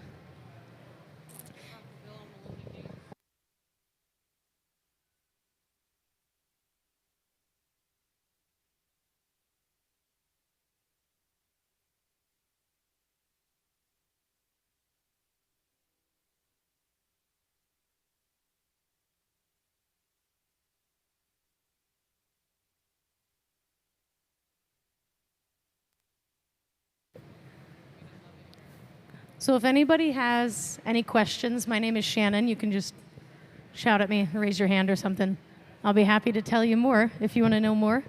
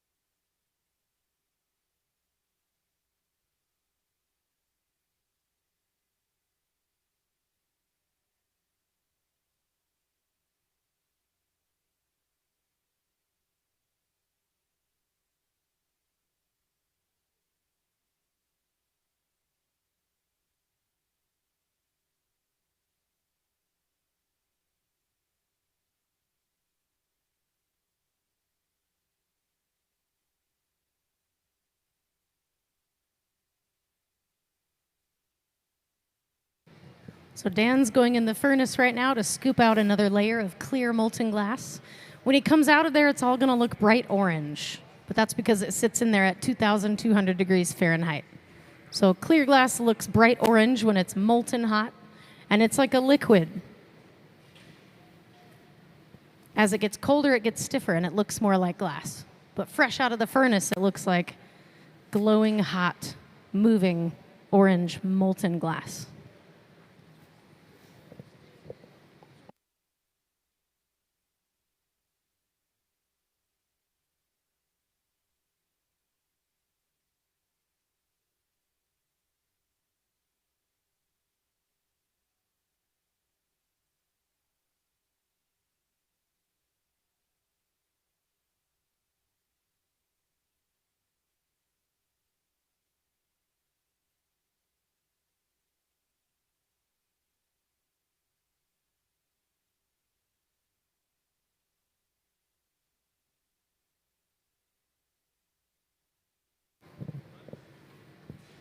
So if you're interested in seeing some of Dan's finished work, he does have some of it in the gift shop.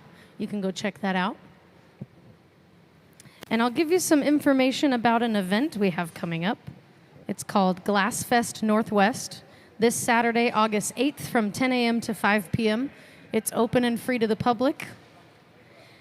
It puts art in the Pacific Northwest center stage, bring together local artists and artisans, live glass blowing demonstrations, live music and food and drinks, hands-on activities, vendors selling their work, all kinds of fun stuff happening on the museum plaza.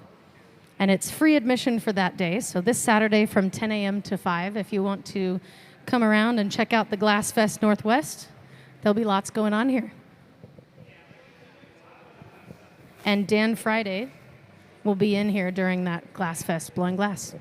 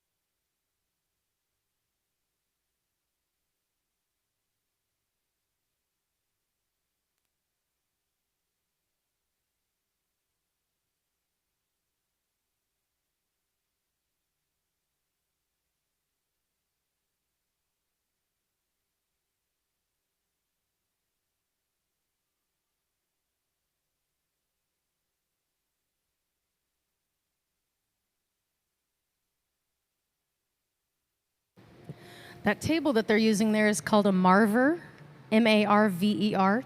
It's a steel top table that you can shape and roll the glass across. It shapes and cools the glass. So they're getting ready to do a cane pull. So they're getting the post ready, which is the separate rod that they'll attach the glass to. That way they can pull it apart. They're dunking it in the water, which makes it really cold really fast so that the right parts are hot and the right parts are cold. We've got our hot blob of glass we're going to bring over and attach it to the post. Dan will hand one of those rods to the assistant, Max, and then they'll stretch that out. So it's all about the temperature and the timing. They line this up a very specific way so that this would stretch the way they want. We also have a compressed air gun. Sarah's using that to cool down the parts of the glass that we want to be colder, and pulling the stretched hot part of the glass so that it stretches where it's hotter.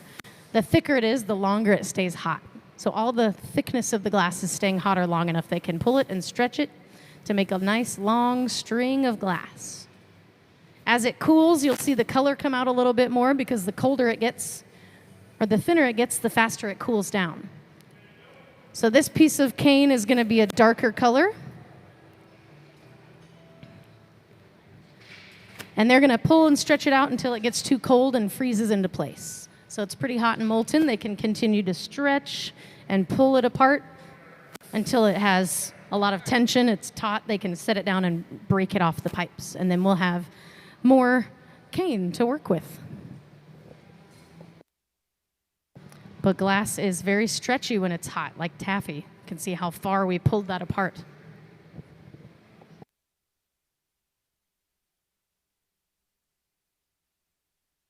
And the reason we have these wooden ladders down here is because if we set the glass on the concrete is cold. It would shock the glass and break it. We want to make it specific sizes, so the ladders let us rest the glass on there, and then we can break it where we want it to break instead of the concrete breaking it wherever. So they're going to let that cool a little bit, and then they'll chop it into pieces. The cane over here will be used to make baskets.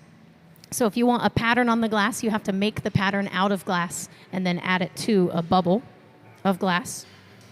So they're going to chop up these pieces of cane into little bits and line them up in such a way that they look like woven baskets. And that'll be the pattern on the outside of the piece. And then they'll pick it up, they'll blow a bubble, and they'll shape it into a basket shape, and it'll have that pattern. So there's a lot of prep work that goes into making really intricate and detailed patterns and shapes and pieces.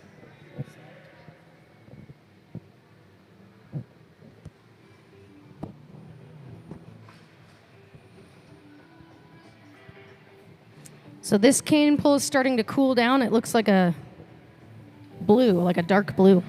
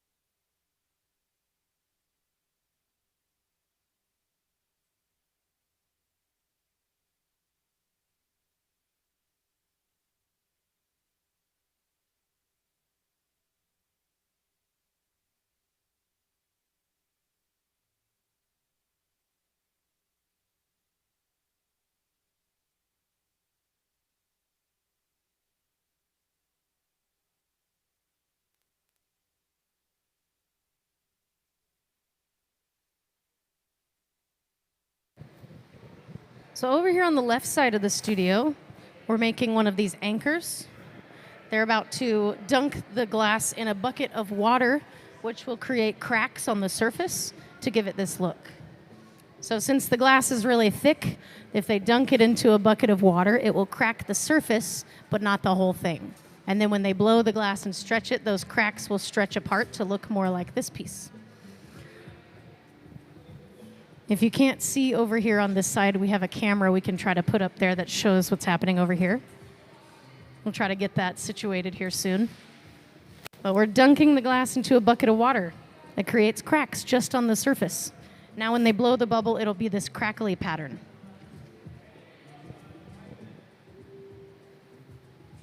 So right now they're blowing into the glass. The hot parts are stretching. The cold parts are spreading apart where the cracks are. So controlling the temperature and timing of how you do things is pretty much the simplest way to put it to make all these different patterns.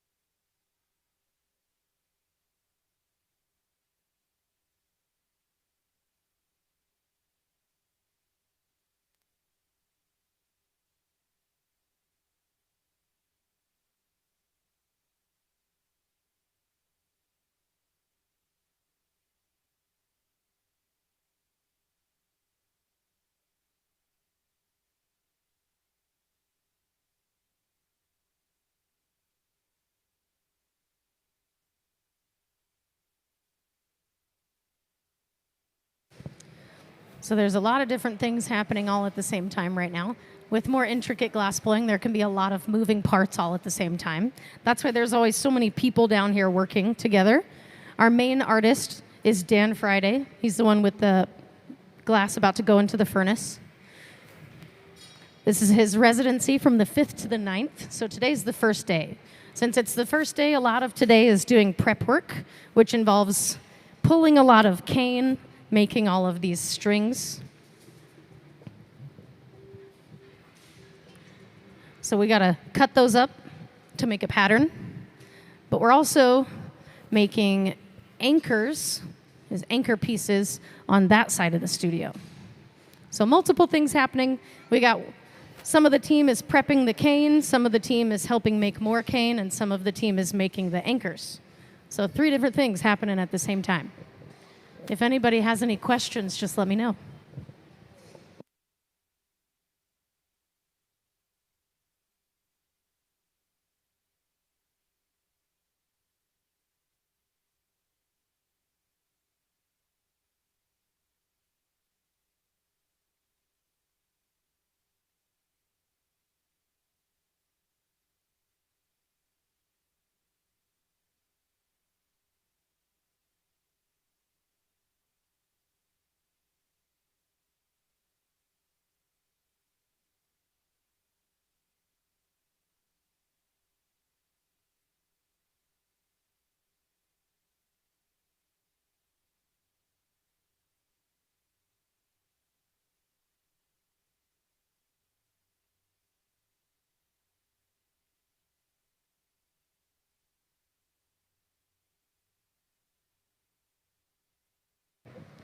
So Dan is making his way over to the pipe cooler over there. That is a water trough you can put the metal in that cools the pipe down so you can hold it up closer. It helps with the leverage when working with the glass. That makes it to where you can hold it up as high as he's got it and it's not hot. So the water pipes cool down the pipes. The water troughs cool down the pipes.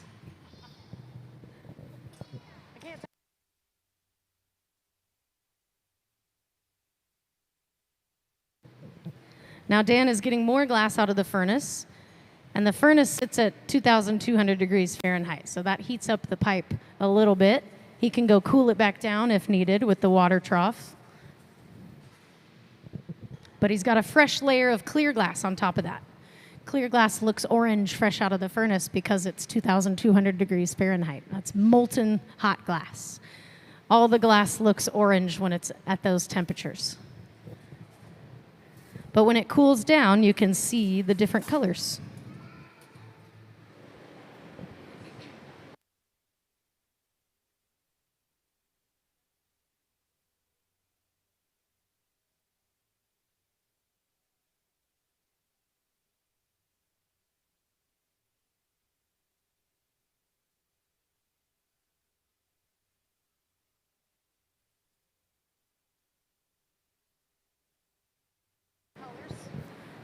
The question was, how do they make the different colors in the glass? So there are glass chemists that mix different chemicals together to make the different colors. So the material for clear glass is soda ash, silica, and limestone. If you add different metal oxides to that, you get the different colors. So you get a bar of green glass if you add tin, chromium, or iron to clear glass. And we don't make the colors, we buy them from the store. So the same way a painter... we buy them from the store like this, and then you preheat these, and then melt them the rest of the way and add them to the clear glass. So the furnaces are full of clear glass, which is like the blank canvas, and then you add the colors after you take it out of the furnace. But this big silver box here is what's holding all of the color bars. It's preheating them to about 1,000 degrees. If you put a cold bar of color into the fire, it will explode from thermal shock. So you have to preheat it and get it warm before you put it in there. So they're all heating up inside that big silver box to about 1,000 degrees. Someone will get a stick with a little bit of clear glass on it, and they'll stick it to the bar so that it attaches. Hot glass will stick to other hot glass. And then they melt it and add it to the piece, and it creates a layer of color. So it's all a layering process. So they get clear glass, they shape it and blow a bubble, and then they melt the color, and they do what's called a color overlay, which is they take this molten and they lay it over the clear bubble, and it makes a layer of color. You can get the color from a powder, little crushed up chunks, all the way to a solid piece. And it just depends on what you're making, how the color is applied. But the color itself comes from chemists making it for us. All the colors when they're hot look orange. This would look orange when it's molten hot, but it'll be green when it cools down. So we're about to do another cane pull, which is to pull and stretch the glass out into these long, thin rods. When glass is hot, it's stretchy. So they're literally going to take a blob of glass, attach it to 2 different rods, and pull it apart to stretch it into long, thin rods. So hot glass sticks to hot glass. That gets attached. Dan will hand Max one of the rods, and then they'll just walk away from each other. It will stretch the glass out, make a long, thin rod. As the glass gets thinner, it cools down faster. So they're going to control the temperature by pulling at the right rate, using this compressed air gun to cool down the parts they don't want to stretch. And they're just going to keep pulling until the glass can't stretch anymore. We got these ladders on the ground so that we can lay the glass on the wooden ladders. If we put it on the concrete would break the glass from that sudden temperature change. So the wood just makes it a little more insulated, less likely to break. And then we'll chop this big long rod up into little pieces, and they will become a pattern to make some baskets. He wants to make a pattern that looks like woven baskets. So we're going to take this long rod and chop it into little pieces and assemble it in a way that looks like woven pieces for a basket. But if you want to make a really intricate pattern on your piece, you have to make the glass that makes the pattern.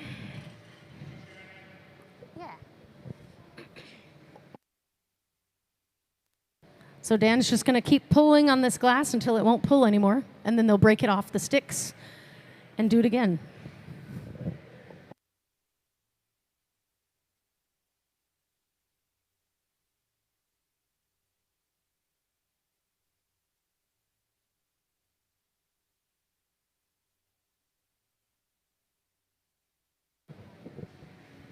So I have one of Dan's books that has a lot of his work in it.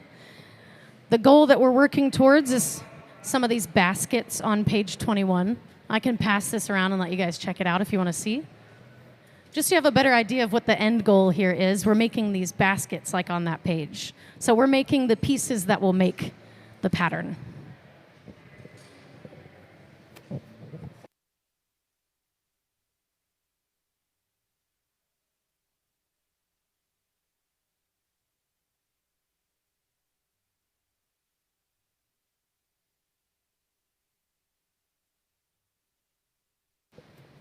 So I got a couple of those books passing around so you can see what we're working towards. Page 21 has the baskets on them so that you know what all this is for. You can get a good visual of what the goal is. But we're creating the strings of glass that will make the lines on the basket to make it look like it's woven.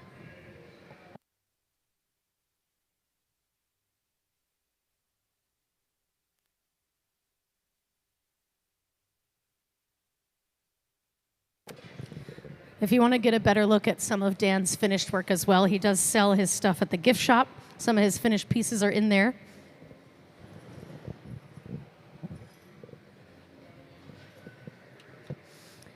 And what we're doing this week is Dan Friday's residency. It's from the 5th to the 9th.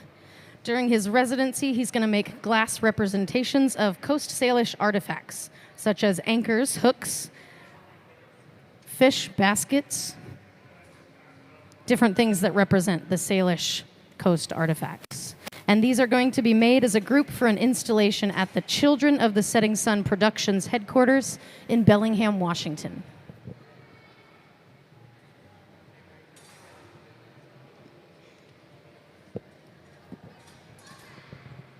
So if you look up on the screen, that's what's happening on the far left of the studio. They're making one of these anchors, similar to this one over here. They're making another one of those, just different colors. Right now they're working on making it the right shape. We've got the pattern on there, but they've got to shape it. And then each one of these anchors has a hole going through it. So they'll have to poke a hole in the glass. So they're working towards that now. If you can't see the left side of the studio, up on the screen is showing what they're working on over there.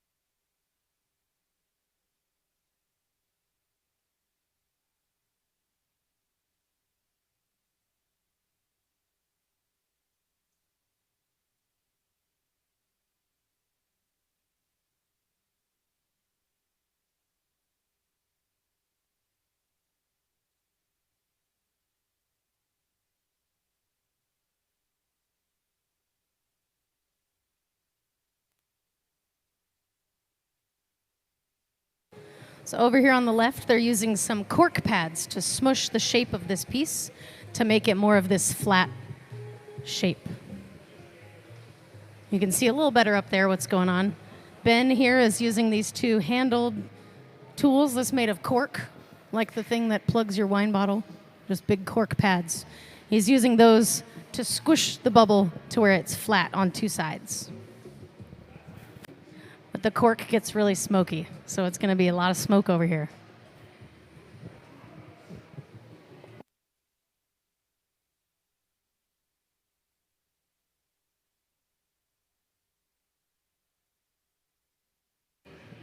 So Ben is smushing this with the cork paddles, and Gabe is plugging the hole of the pipe. That gives Ben air pressure to push on to really solidify that shape. So we're working towards getting it more of this shape, and then they need to poke the hole through it. So the top of that piece, this top part of the piece is what's attached to the blowpipe right now. So the bottom of it is the part farthest away from the pipe, just so you have an idea of the orientation of this piece. The top part is where it's holding on to the pipe up there. They got to work on getting the hole established in this piece, so they're going to start using a hot torch to really heat up a specific part of this glass so that they can poke that hole in there. When the glass is hot, you can literally take a drill and drill a hole into it. So that's how they're going to start the hole, and then they'll use tools to open it more. The glass will be stretchy when it's hot, so they'll stretch that opening until it's the right size.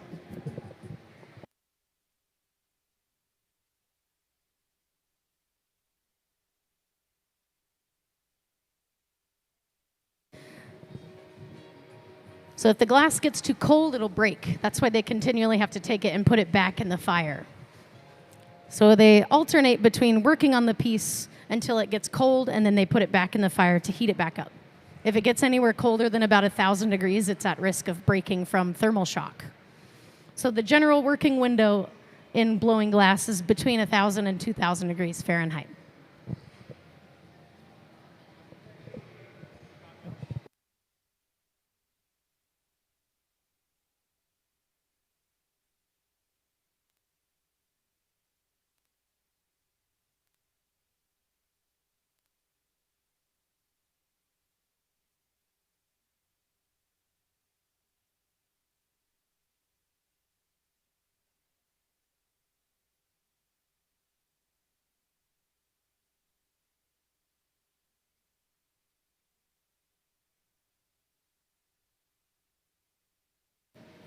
So they're working on getting that hole established. They're kind of pushing the bubble together to make it stick in that one spot, and then they can tear it open. So the hotter it is, the more malleable it is. They're using a super hot torch to get it very, very molten so that they can poke a hole in it.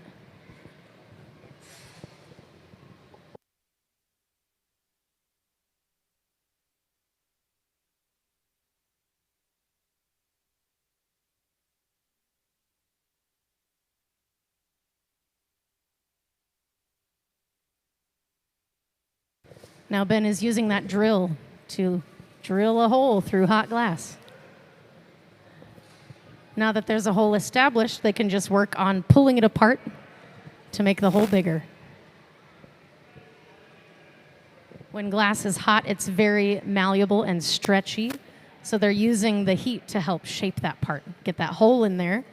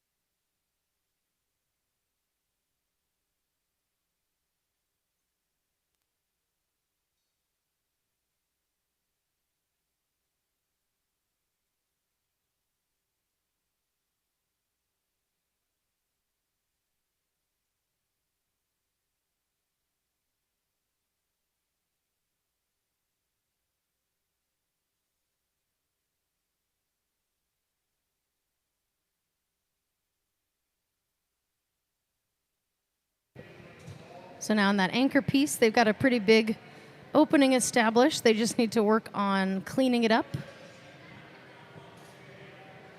And it's being attached to the rod by the top of it. So they'll have to take it off the rod and clean up the top of it. Once they're ready to do that, they're going to attach it to a different rod and break it off the one it's on right now. But again, it's all about temperature and timing. So we're waiting for the right temperature and the right timing to do that transfer.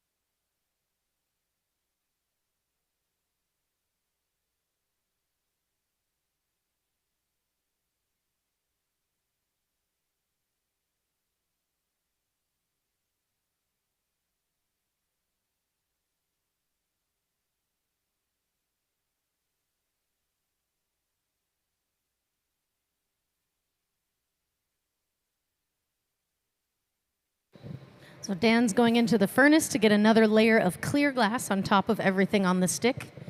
When he comes out of the furnace, it'll look orange, but that is clear molten glass.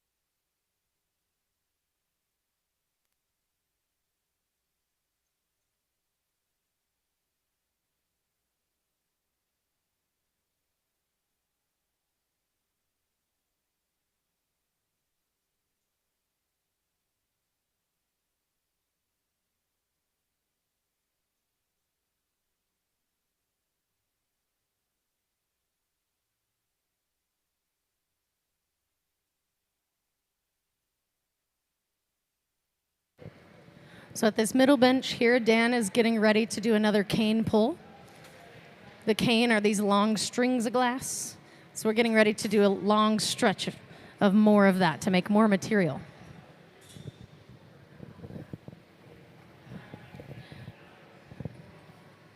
And on the far left side of the studio, they're cleaning up that shape before they transfer it to a different rod to finish the shape of the top of the piece.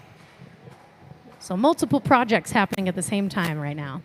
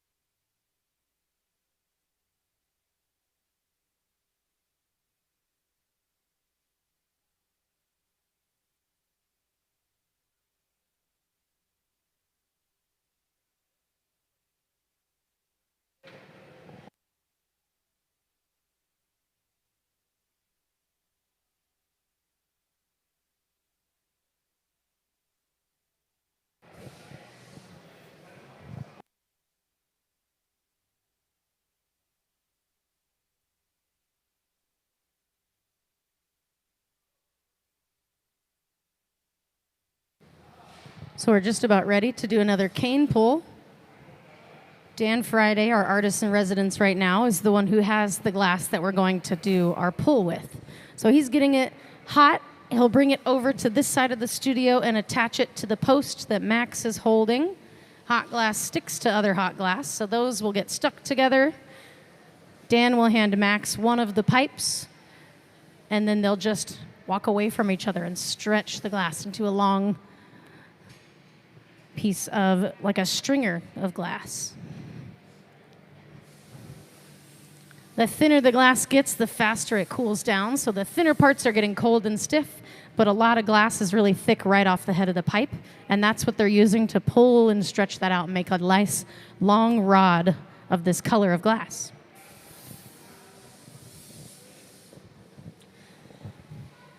This will later be used to create a design for one of his pieces.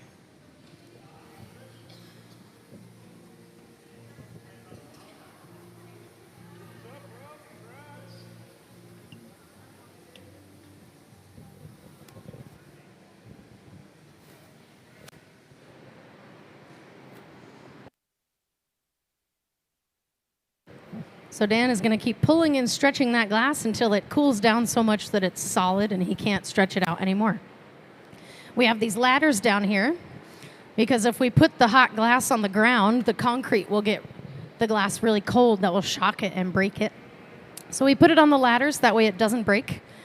And then they control the size of it they want to make. So we have this thing over here chopping up the glass all to be the same size. That way they can create a pattern with it. So they pull it into a long string and then chop it into smaller strings and then make something out of that to create the patterns.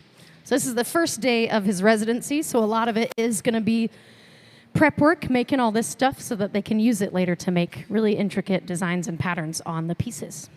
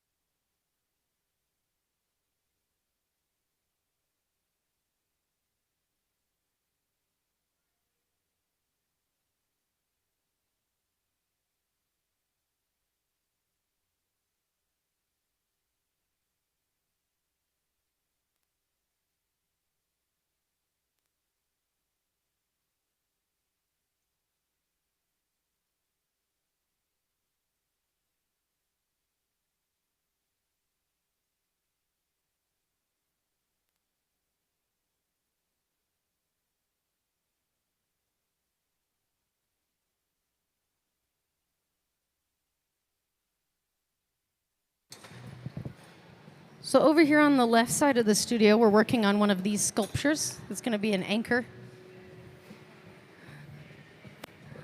The part of it that's attached to the pipe is the top. So they need to take it off the pipe to clean up the part of the top.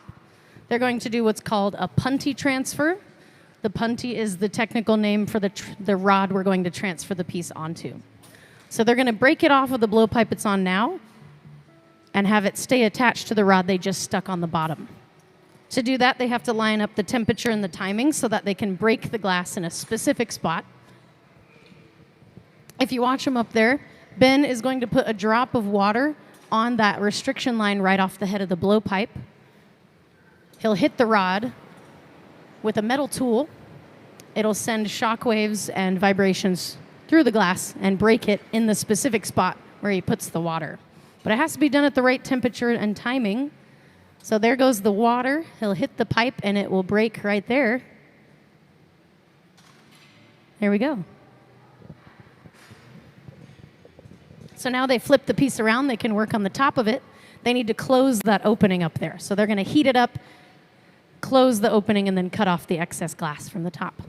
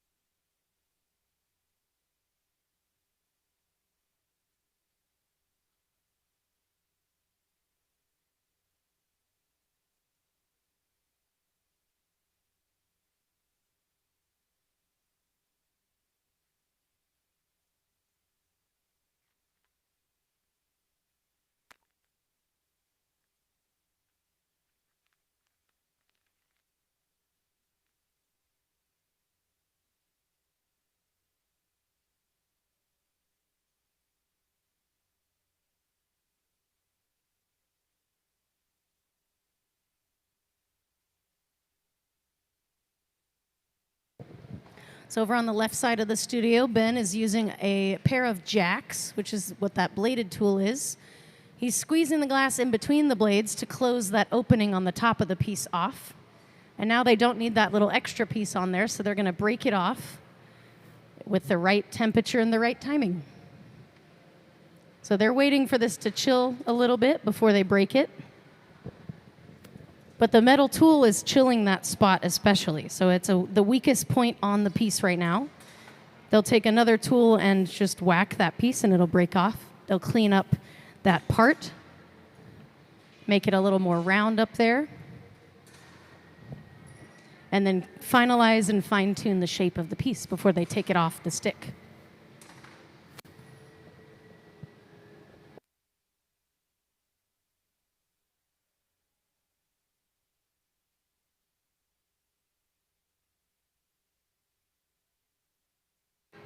We're also getting ready to do another cane pull over here at the center bench.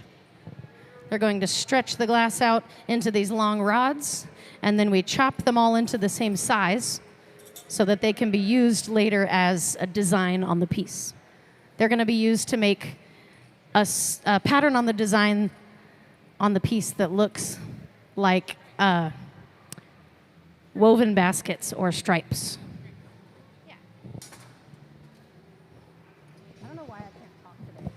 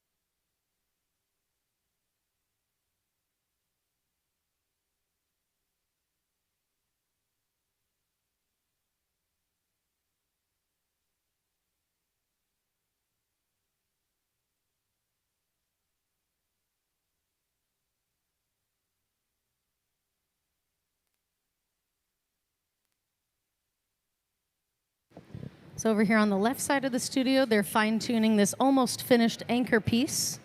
And on the right side of the studio, they're doing another cane pull. So since this is the first day of Dan's residency, today is a lot of prep work. We're making the pieces of glass for the patterns for later.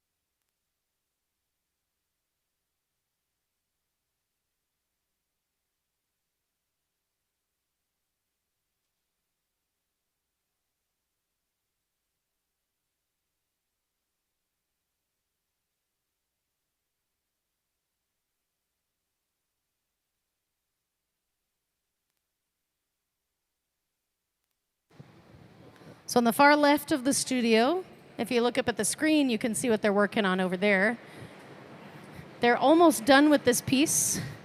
It's an anchor based off of Coast Salish artifacts.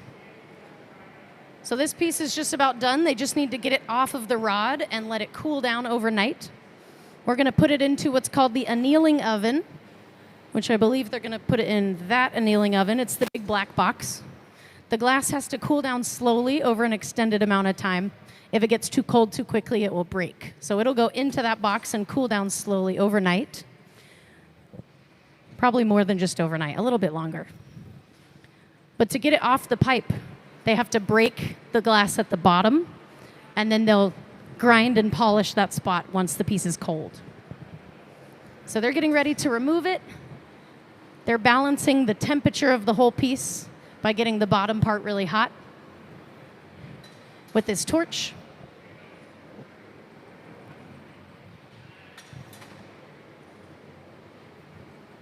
Those colors will look very different when the glass cools down. It's about 1,000 degrees right now, but that's cold for glass.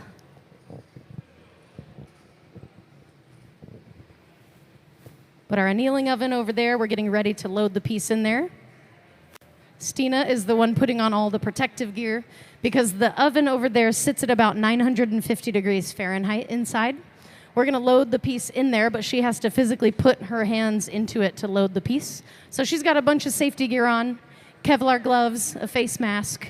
She's going to carry the piece from over there to over there. To get it off the pipe, they're going to shock the glass with water by strategically placing it on that restriction line. That'll make a weak spot right there. All we have to do is hit the pipe. The weak spot will break, and it will separate the piece from the pipe. Boop. Let's give the team a big hand for this finished piece. Into the box with everything else we made today. We'll see you again later. And for anyone that joined us recently, there's an artist in here doing a residency the 5th through the 9th. His name is Dan Friday, and he's the one over there in the white and blue hat. He is our artist for the week. He's creating glass representations of Coast Salish artifacts to be used in a group of an installation at Children of the Setting Sun Productions headquarters in Bellingham, Washington. So this week he'll be making all of these pieces that will be showcased in Bellingham, Washington. His past works are stuff that you see up on the screen. It's all associated with his Coast Salish heritage. Dan Friday is a member of the Lumi Nation and a Skagit Valley-based artist. He spent the last 30 years working as a glass artist, making these pieces.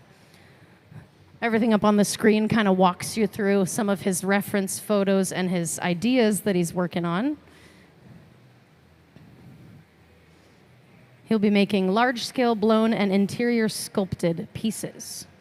So he's made a couple of these Salish anchors today, and he's also making a lot of prep work for later pieces. To make a pattern on the glass, you have to make the pattern with glass and then add it to a bubble and blow it out. So we have all these what are called cane, which is rods of colored glass.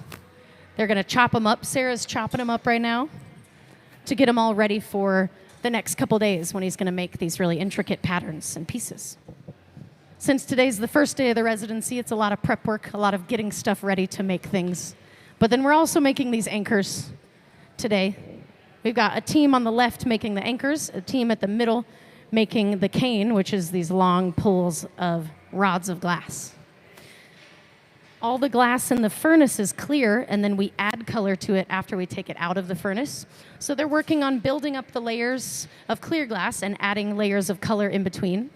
The color starts like this. So bars of color are in that metal box.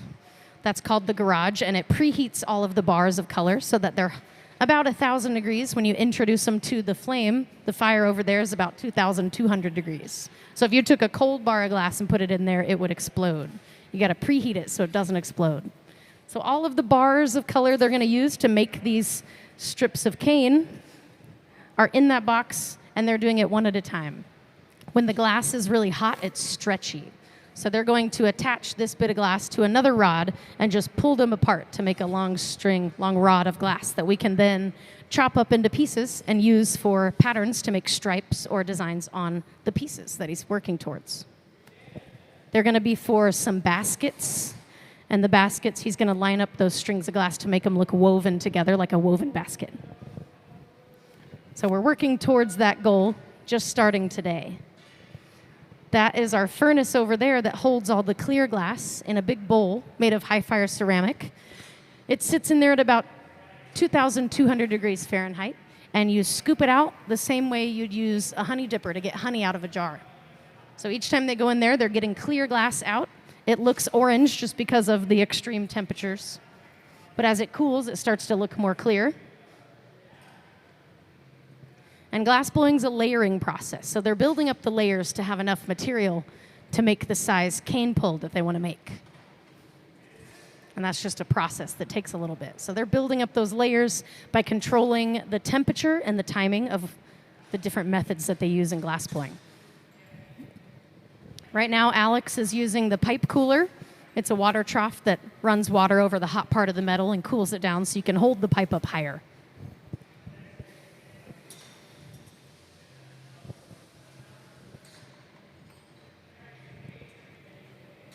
And we're getting closer to being ready to do our cane pull. Max over here in the white shirt is getting the post ready for the cane pull. That's the other rod that we're going to attach to the glass so that we can pull it and make a long string. So all the temperature and timings needs to be lined up for this to work. They're working towards that now. If you guys have any questions, just let me know.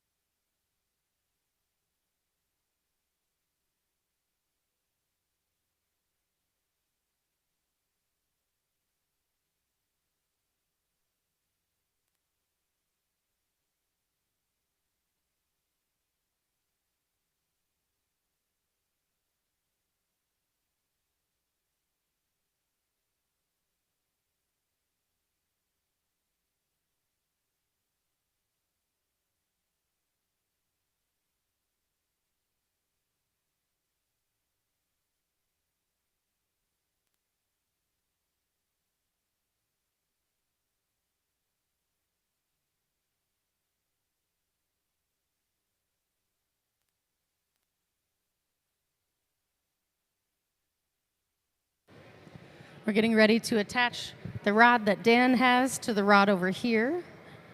Hot glass will stick to hot glass, so we've got these at the right temperature. We can attach them and pull them apart, and it'll make another one of our long rods of cane. When glass is hot, it's stretchy like taffy, so they're going to pull it and stretch it until it cools down so much that you can't anymore.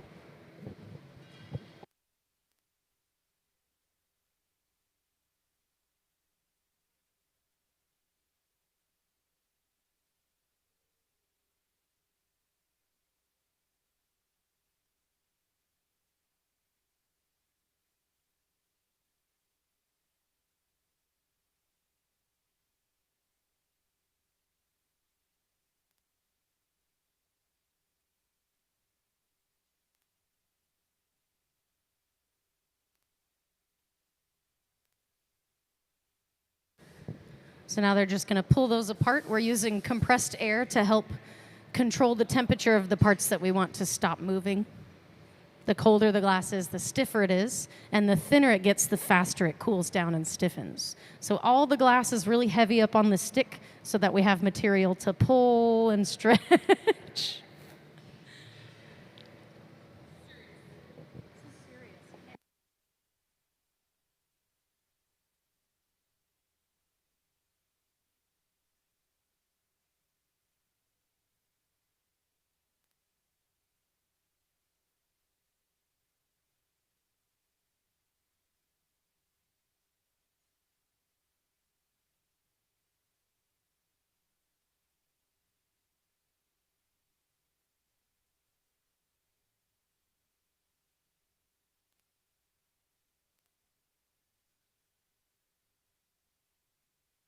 You can see the color of this starting to come out as it gets colder. This is like a transparent blue. And we set it on these ladders because the ladders are made of wood. It's less aggressive than if we put it on the cold concrete. That could shock and break the glass. So that's why we have the ladders out here. That helps just control the temperature. They're a little more insulated than the concrete. So it helps control the rod from breaking. We want to break it in specific sizes. So this helps us be able to control where it breaks. So that's going to cool down enough that we can touch it pretty soon. And then we'll use this little chopper tool over here to chop these pieces into all the same size.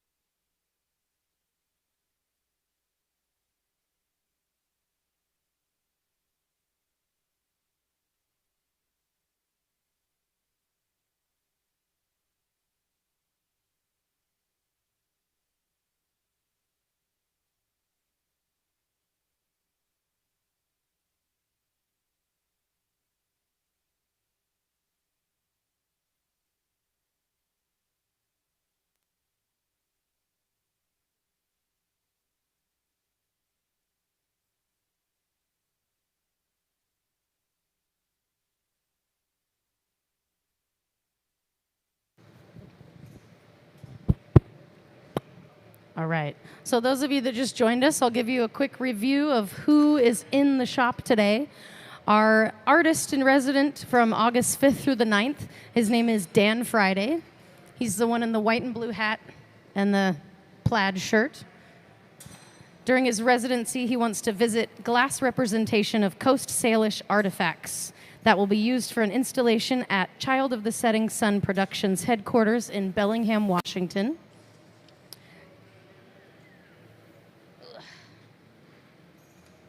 Where'd it go? Oh, Dan is a member of the Lumi Nation and a Skagit Valley-based artist. He spent the last 30 years creating works primarily in glass. The themes and images of Friday's work are often drawn from his coastal Salish heritage and are solidified in the world of glass art. So he has this residency. It just started today, so a lot of the work he's doing today is prep work to make his final pieces. If you look at the screen, you'll see some of his work. If you've ever been to the Seattle Aquarium, those fish that are all on the ceiling are pieces that Dan made. So Dan is the artist that made those. This is showing a few more of his pieces. There he is. On his team today, we've got employees of the Museum of Glass, as well as some of his assistants that he brought with him. We got Eric on the far right, Alex and Max in the middle, and on the left, I can't see everybody.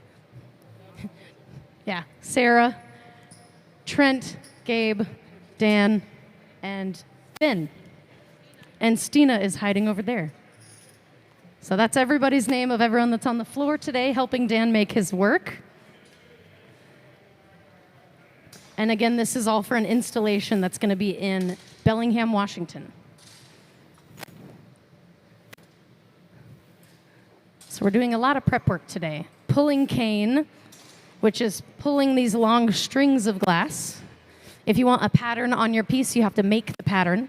So these strings will be cut up into little pieces, like what Sarah's doing over here, and they'll make stripes on the piece, or patterns.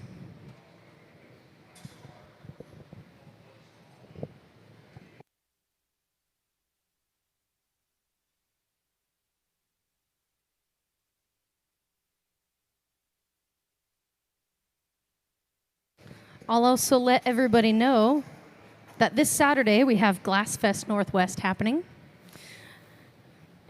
It's an annual event for the Pacific Northwest, bringing together local artists, live glass blowing demonstrations, live music, food, drinks, music, hands-on activities, all kinds of stuff going on this weekend for the Glass Fest Northwest.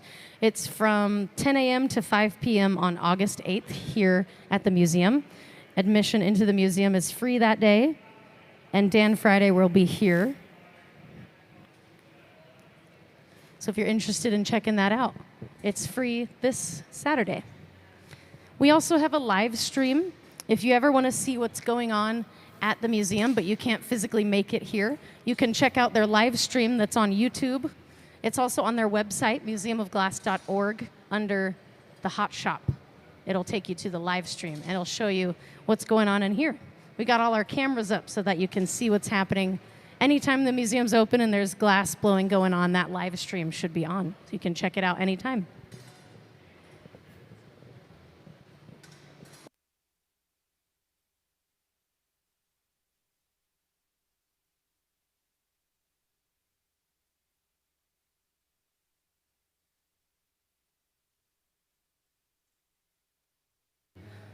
So over here on your far left of the studio, they're working on one of these pieces. This is an anchor.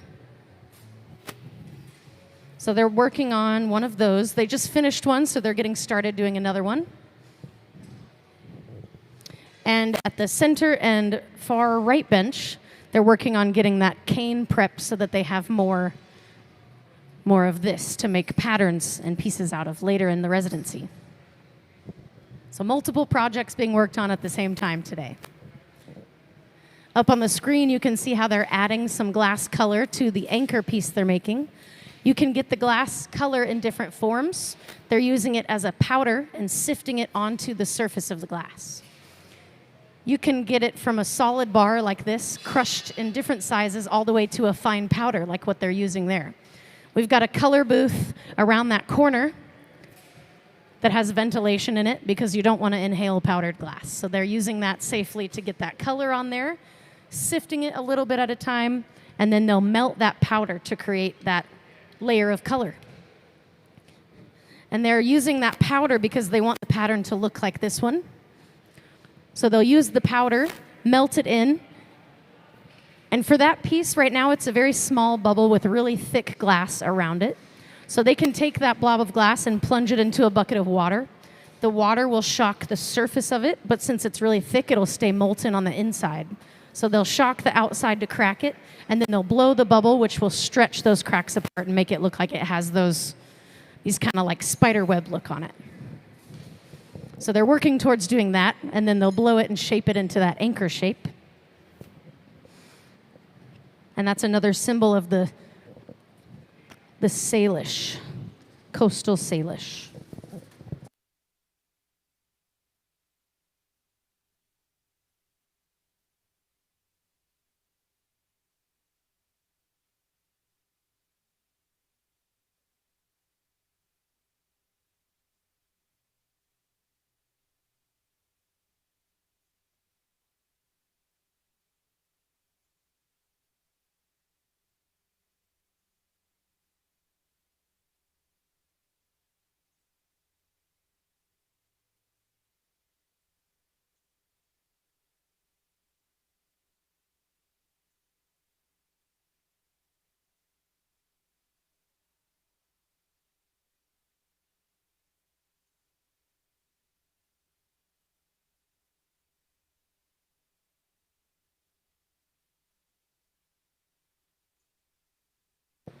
Over here is our furnace.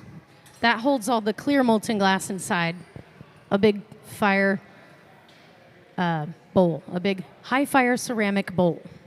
It holds about 1,000 pounds of glass in there, and it runs on natural gas. You scoop the glass out of the furnace the same way you use a honey dipper to scoop honey out of a jar. So they do it a little bit at a time. The glass is really molten, so you can't just scoop out a big blob all at once. So they build it up in layers. Dan just scooped out another layer of clear glass, and they're building up those layers to create more of these cane pools. Right now, he's going over to our water trough over there that cools the pipe down. It's our pipe cooler, which is just a fountain of water. The water runs over the metal and cools it down so you can hold the metal up higher, closer to the glass. And these big barrels of fire are called reheating chambers. If the glass gets too cold, it will break. So once you take it out of the furnace, you have to continually put it back in the fire to maintain that temperature.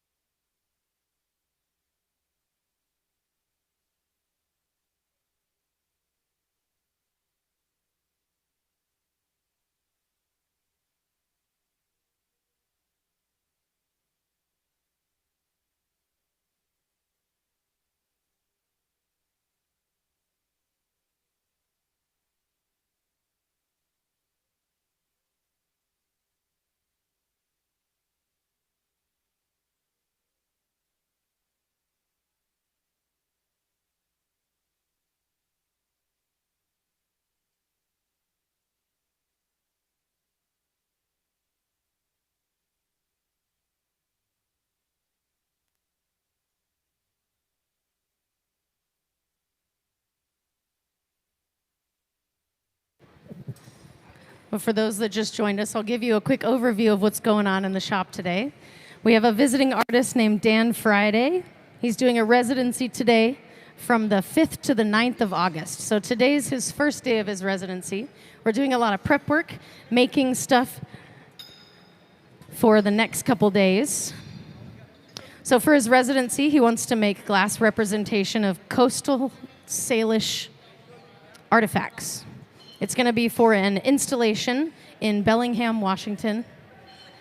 He makes Coast Salish artifacts such as stone anchors and fish and baskets, woven baskets. So he's creating the parts to create these different sculptures and pieces. If you want a pattern on the glass, you have to make the pattern out of glass and then add it to a bubble of clear glass. So they're making the pattern pieces today and working on some of our stone anchors. They're doing something called pulling cane. And pulling cane is pulling and stretching hot glass into a long, thin rod and then chopping it up into little pieces, like what Sarah's doing over here. We've been doing that a lot today. And they're going to pull some cane here pretty soon. Dan Friday is our artist over here wearing the white and blue hat. If you've ever been to the Seattle Aquarium and seen the glass fish hanging from the ceiling, that is Dan's work. So they're getting ready to make a cane pull. They've got to line up the temperature and timing so that it works.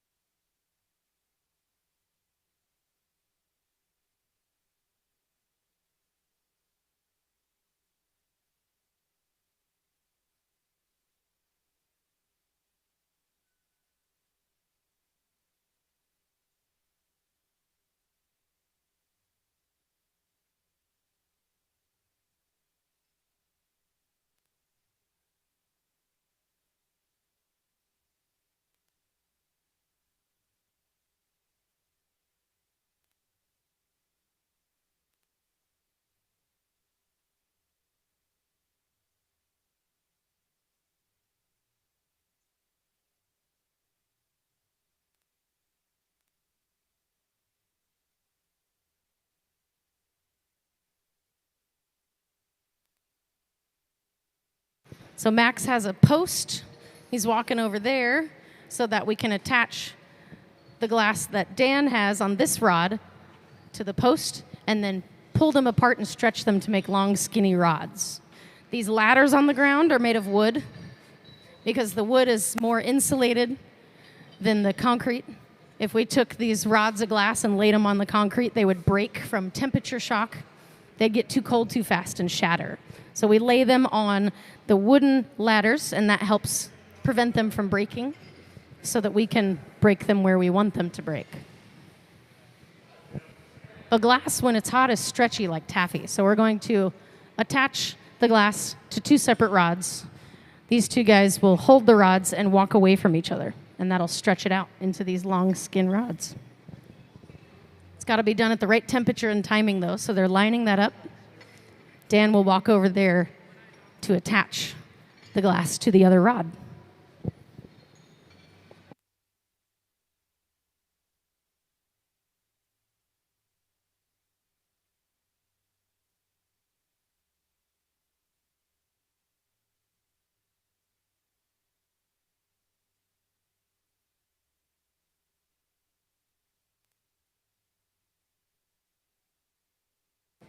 So we're getting ready to do the cane pull. He's got to attach this to the other rod. Hot glass sticks to other hot glass.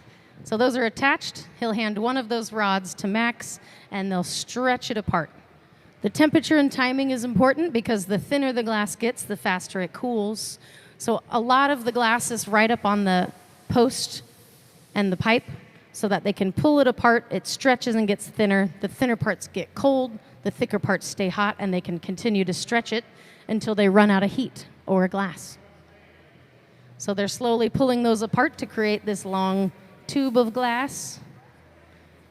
Once it's as stretched out as they can get it, they'll break it off the rods, and then we'll have these long strings of glass that we can work with to make different patterns on the glass.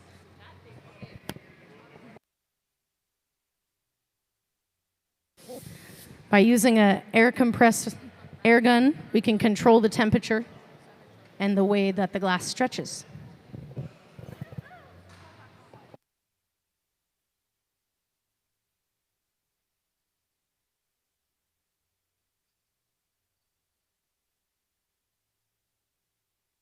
But all the glass looks orange when it's hot.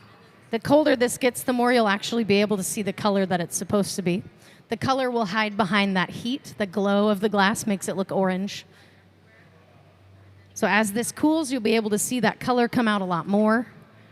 All the colors look pretty dull or orange when they're hot. The glass sits in the furnace at 2,200 degrees Fahrenheit.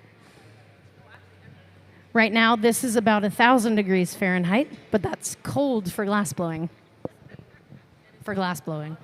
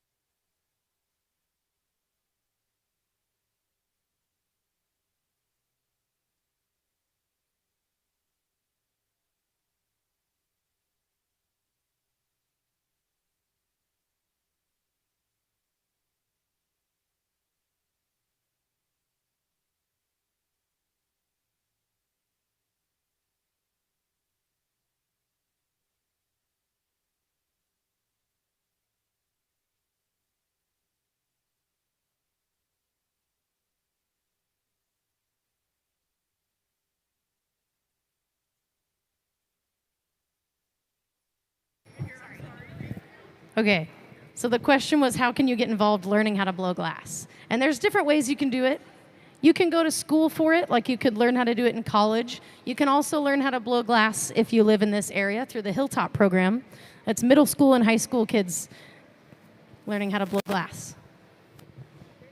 But you can also do it as a hobby for fun. You can go to a studio in the area that you live and see if they teach glass blowing classes. Yeah, there's different ways to do it. You can do it for fun or you could commit your whole life to it. Just depends on what you want to do. Yeah.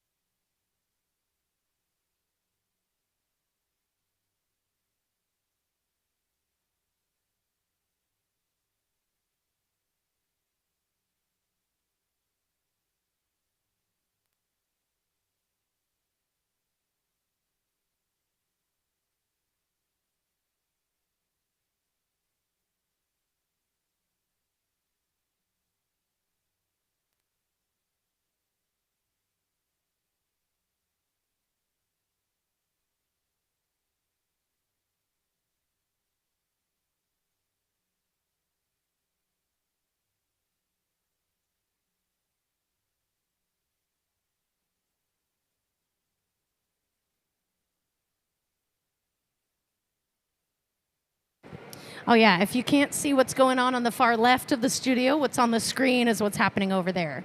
I know our big silver box, that's called the garage. That might block your view if that's that side over there. So up here on the screen gives you a better view of what they're doing on the far left. They're making one of these anchors, similar to this one that's up on the podium.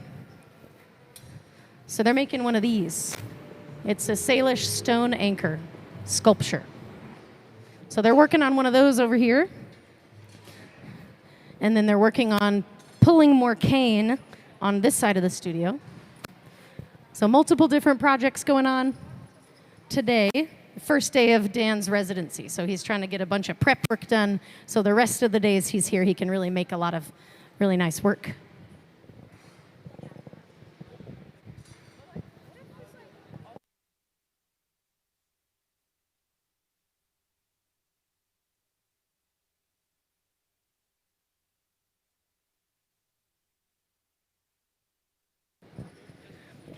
So Alex is going into the furnace to get more glass right now.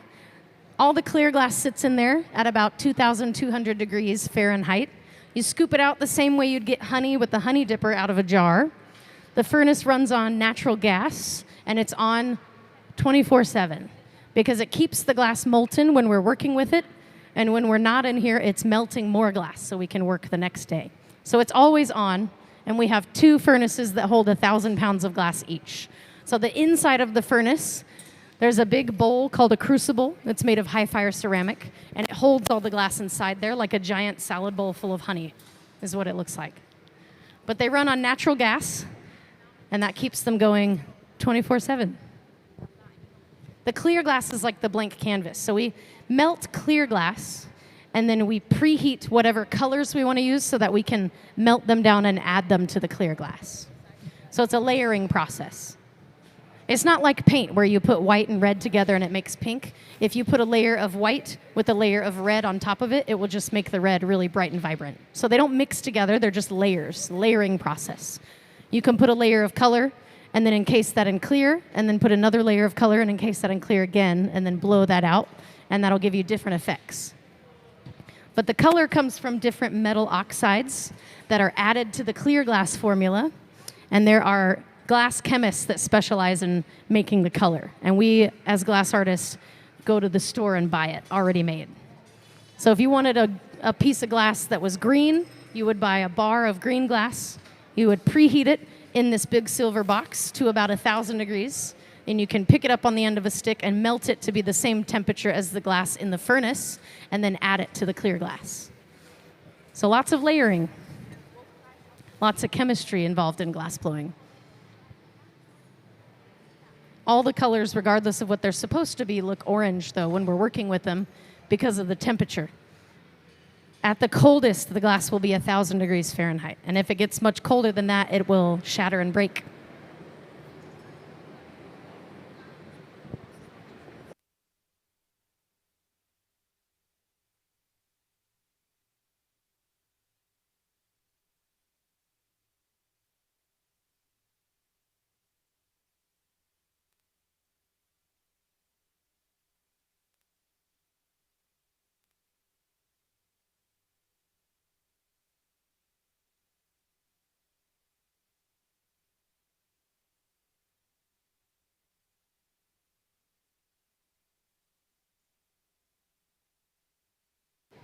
Yeah, let me announce that for everybody. So we have a live stream available for the museum. If you're not able to physically make it into the museum to see what's going on, you can check out their live stream through the website. It's museumofglass.org, and it's under the Hot Shop tab. Or you can just go to the Museum of Glass on YouTube, and they'll have their live stream channel on there. Anytime we're in here blowing glass, whatever's up on that screen is what's on the live stream. So if you want to see what's going on in here, but you can't physically be here, you can always tune in to the live stream and check it out.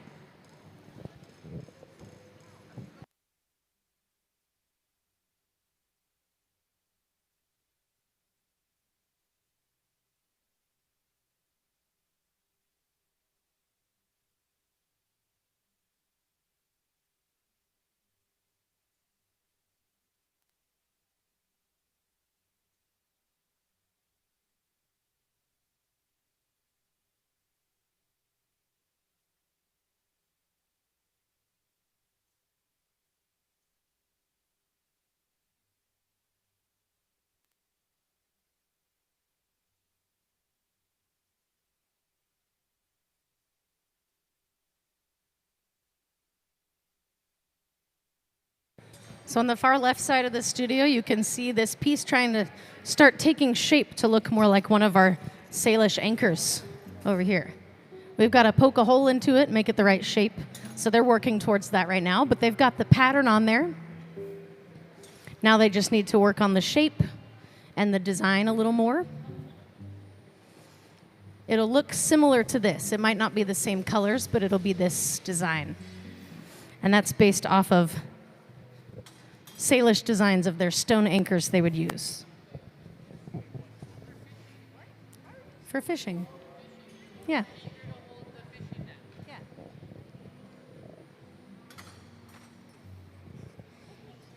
So a lot of Dan Friday's work are glass representation of Coast Salish artifacts. So that's why we're making these anchors. We're going to make woven baskets. And we're working on pulling the cane, which are these rods of glass. Those will be used to make the baskets later during this residency. And I do have some of Dan Friday's books I can pass around so you can get a better look, a better understanding of his work. If you guys want to take one of these, I'll take one over here.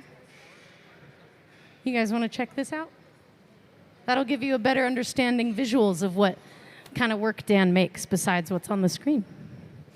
Give you more of a background.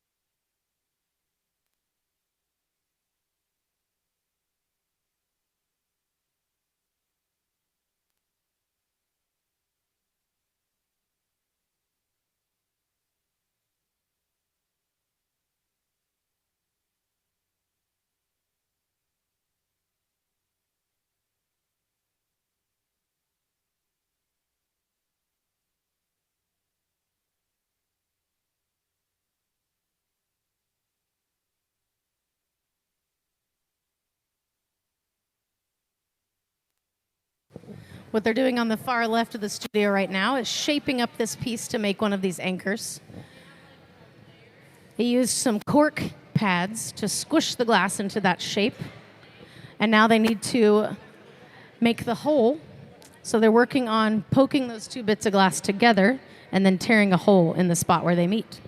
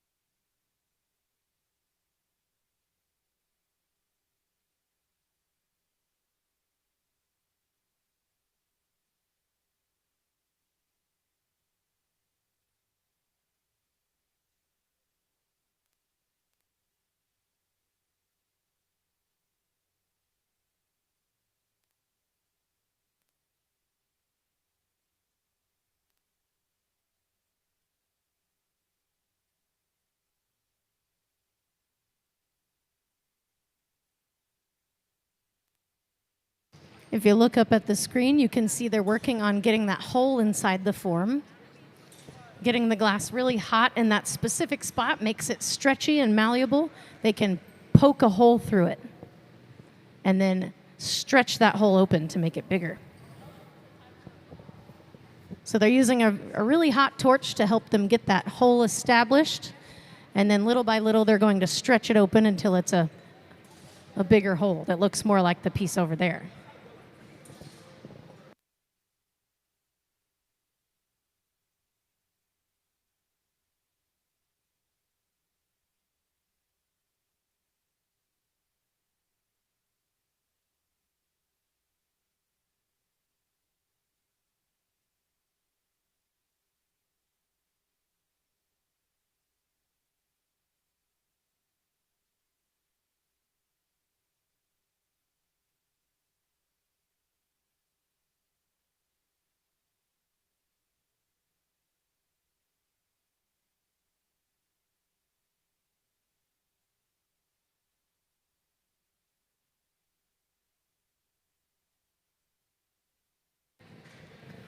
So Dan just got more clear glass out of the furnace. Now he's over here using the pipe cooler.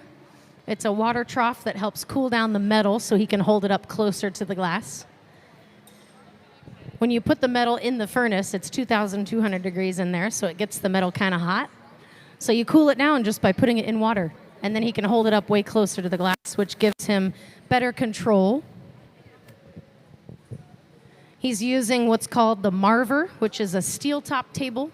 It shapes and cools the glass. So he's rolling the glass across the Marver to shape it and cool it. That way he can use this glass to make another cane pull, stretch out the glass into these long rods.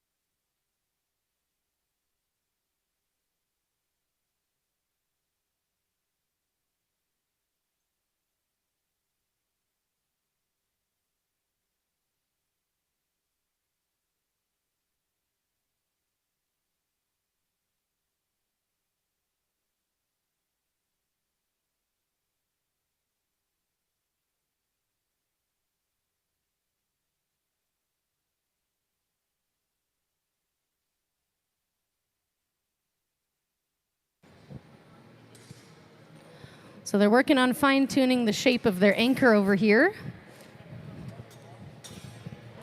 by opening that hole a little bigger to look more like this shape.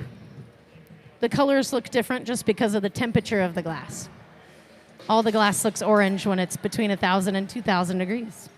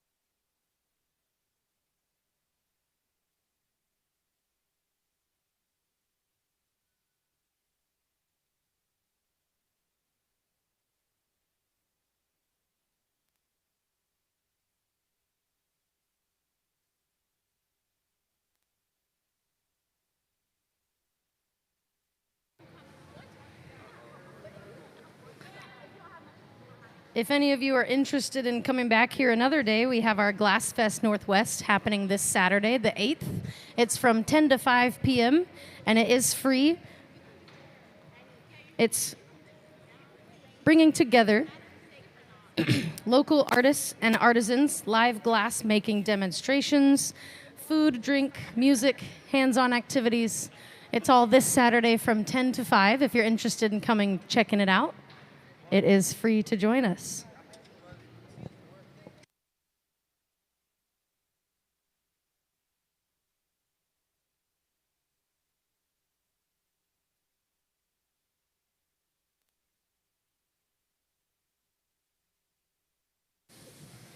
So we're doing another cane pull, pulling and stretching the glass out while it's hot. It's flexible and malleable and stretchy.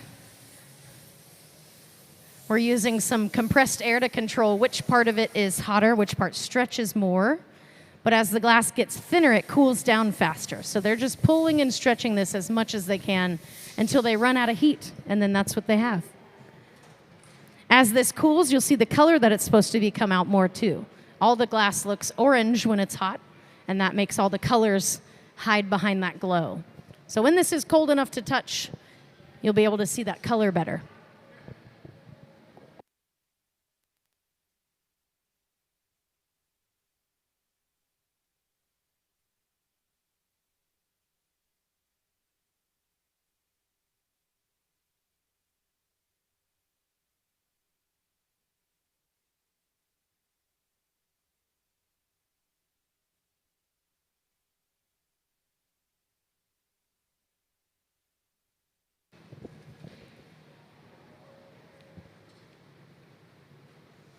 and they lay it down on these wooden ladders because the wood is a little bit more insulated than the concrete.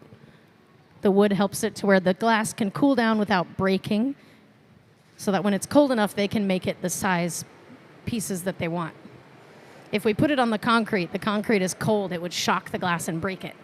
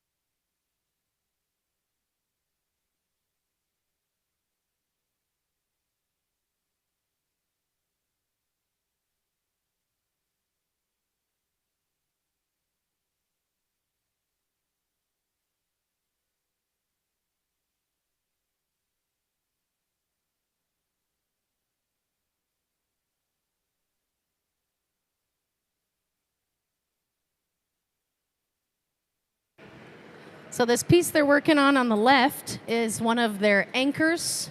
The part connected to the pipe will be the top of the piece. So the part furthest away from the pipe is the bottom. They need to take the piece off of the pipe so they can clean up the shape of the top of it. So they're going to connect it to a different rod, break it off the pipe, and then clean up the top. Then they can take it off the rod they're going to attach it to. They'll grind and polish the bottom of it down once the piece cools down. That process is called a punty transfer. And Gabe, the one in the black shirt and black hat, is getting glass out of the furnace. That will be our punty. The punty is just what we call the rod we're going to transfer the piece onto. So he's getting that ready. It's got to be the right shape and temperature so that we can attach it to the piece and then break the piece off of the blowpipe. Temperature and timing is really what's important in most processes in glass blowing. So they've got to line up the temperature so they can stick these together, and then line up the timing so they can break the piece off the blowpipe. So there's a much better view up on the screen of what's about to happen.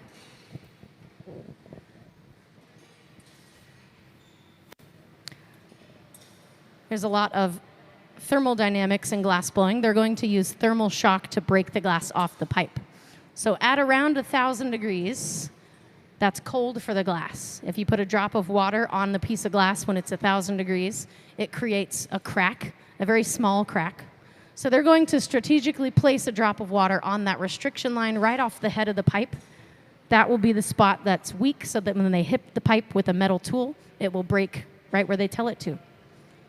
So we're setting that up to get it ready to take it off the blowpipe. That will transfer it and effectively flip the piece around so that we can work on the top.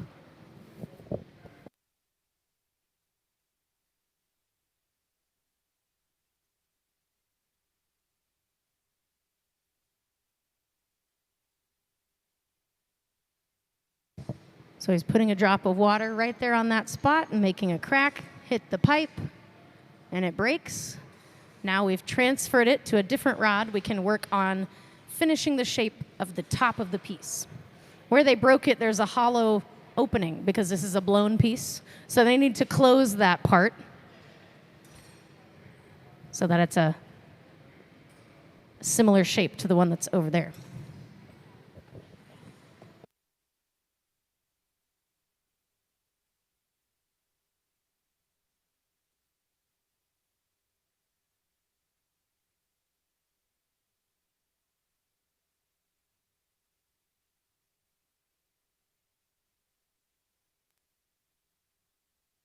So over here on this table is all of the cane that we've pulled today.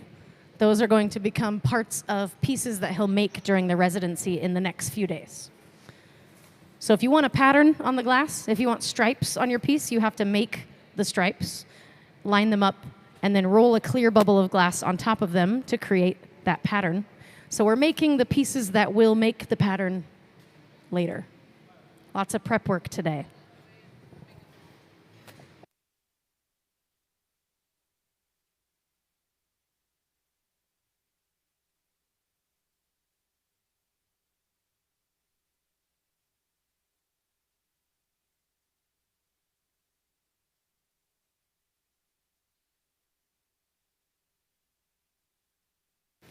But their most recent cane pull here is now cold enough that we can grab it and chop it into pieces.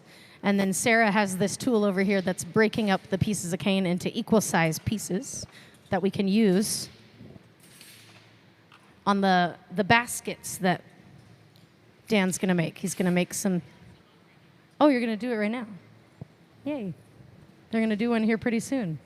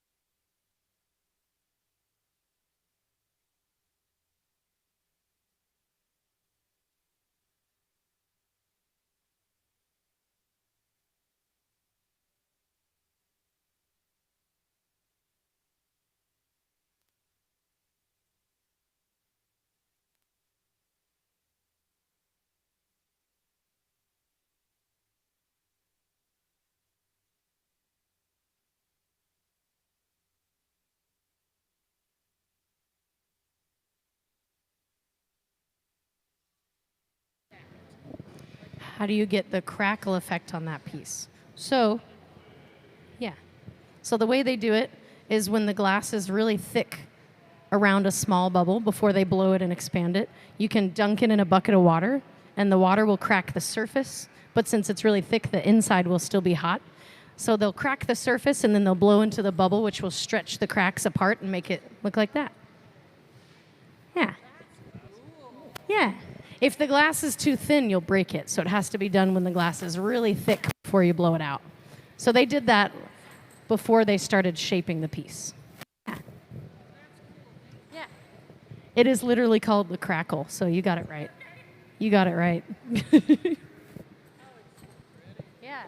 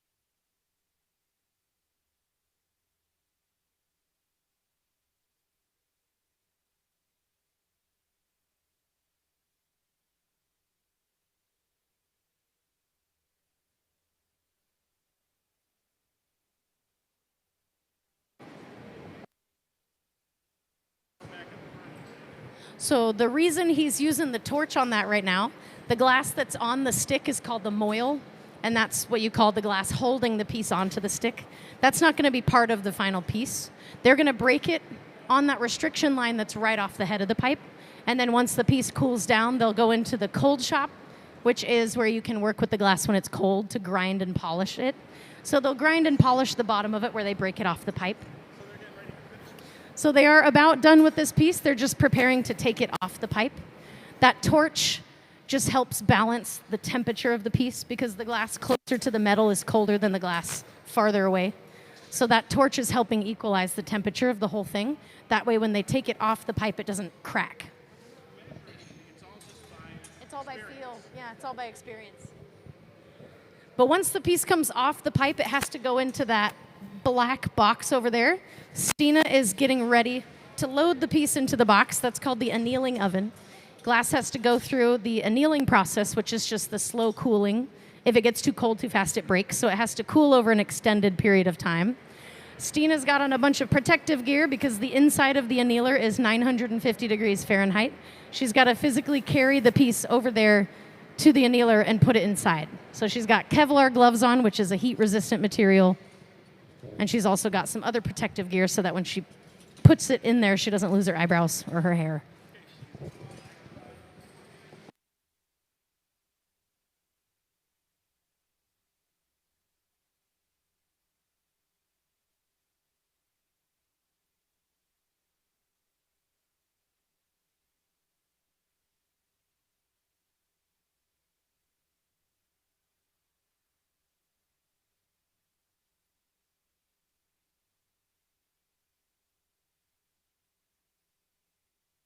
But we're getting ready to remove this piece from the pipe and put it into the annealing oven.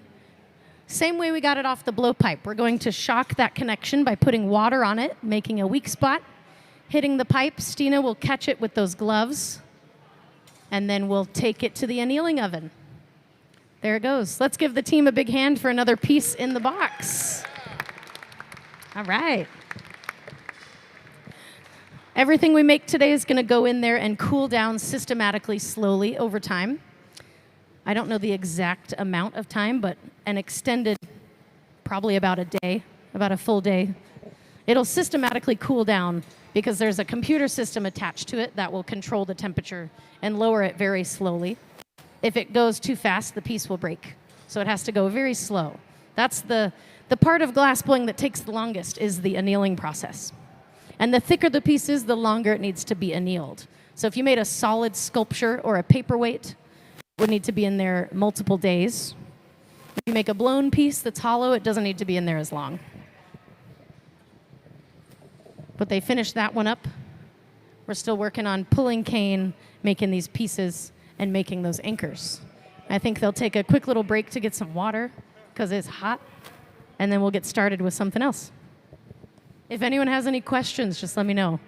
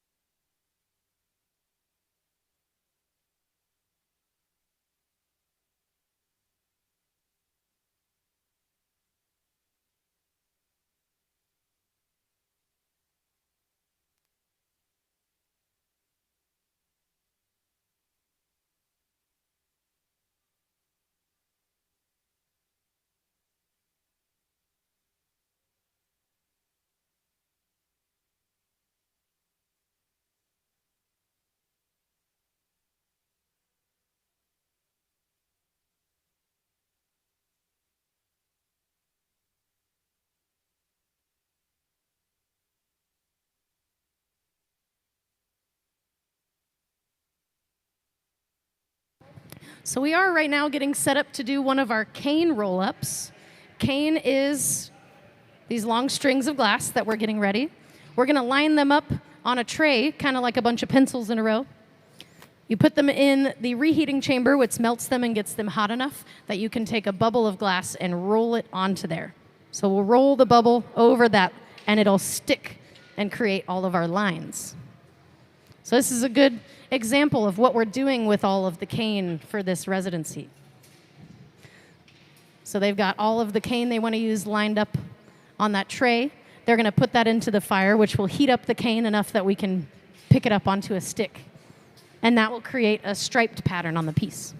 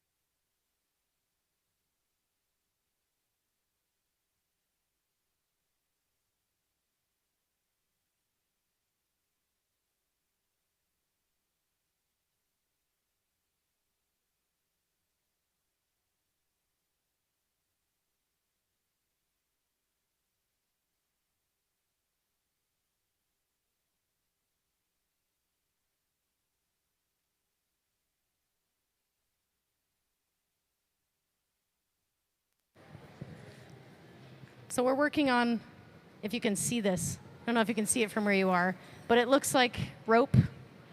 So they're going to take all the cane that they made and do another cane pull with all those, but they're going to twist it while they're pulling it, and it makes it look like rope. So when they make the baskets, it'll look like literal woven rope together, but it'll be glass. So there's a lot of prep work in making these really intricate, detailed pieces. So that's why they've been pulling the cane all day. And now they're going to start pulling the cane to make it look like this. You can get really intricate, really detailed with the patterns you make. But the more intricate and detailed it is, the more prep work and the longer it takes. So we've been working on this all day to make these. And, of course, making the anchors, too. Multiple projects at the same time.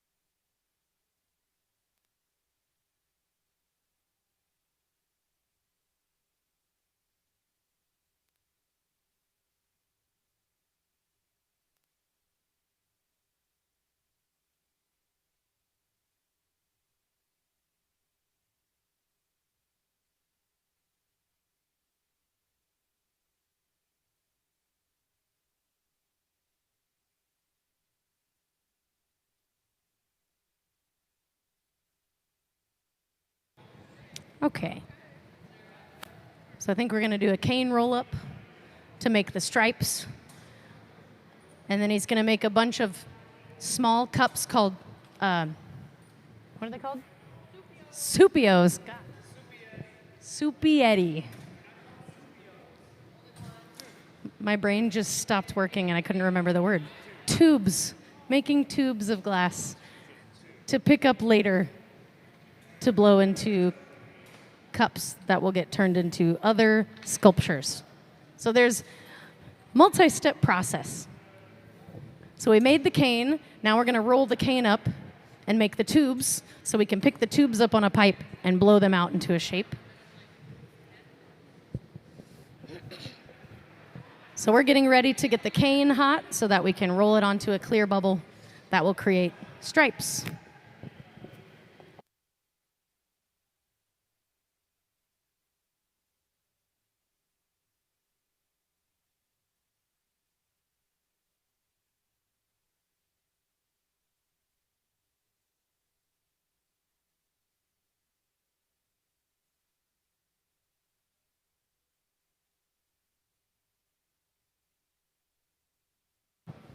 And we're not making a lot of finished pieces today. We're doing a lot of prep work and setup.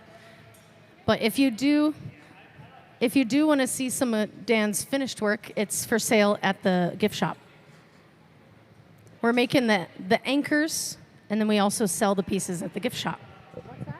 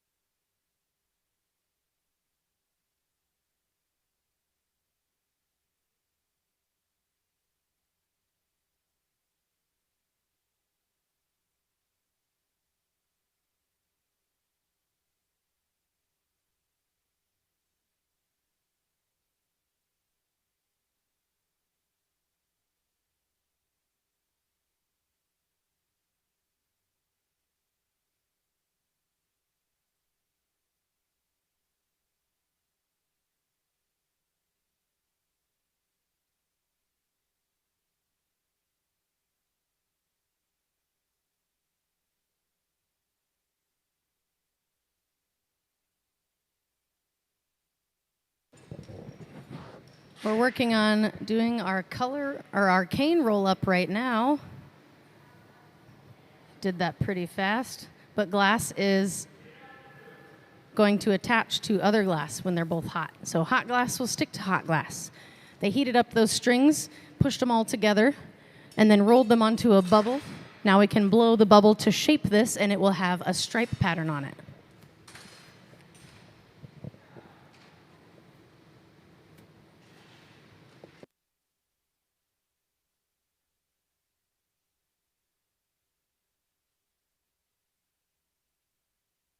So Dan's using the Marver, which is that steel top table, to really melt those lines together and smooth out the connection he made from doing arcane roll up.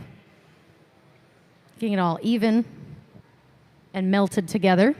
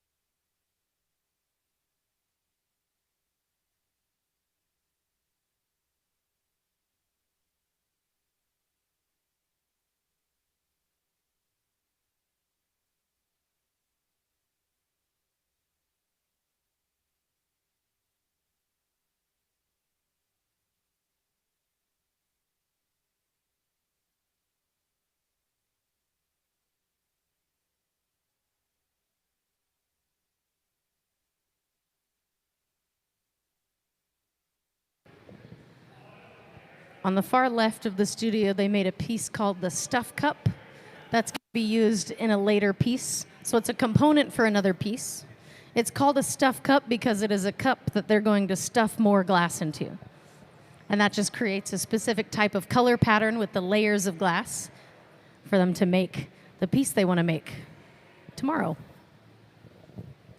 So that's what they're working on the left side. In the middle, Dan is working on that cane roll up to smooth it all out and get it into a symmetrical shape, all melted together so that he can start to blow that bubble and shape the glass. When he starts to blow it out, you'll be able to see those stripes a little bit better.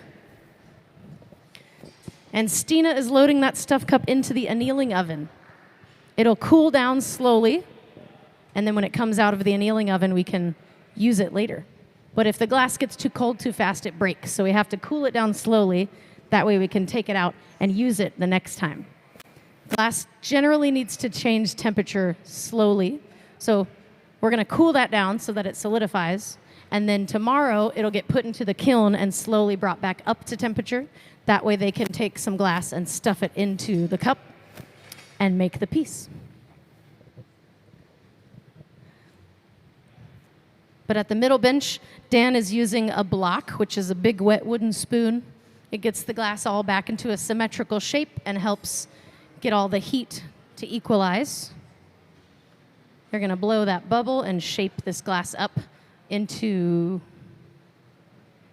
a stuff cup, I think.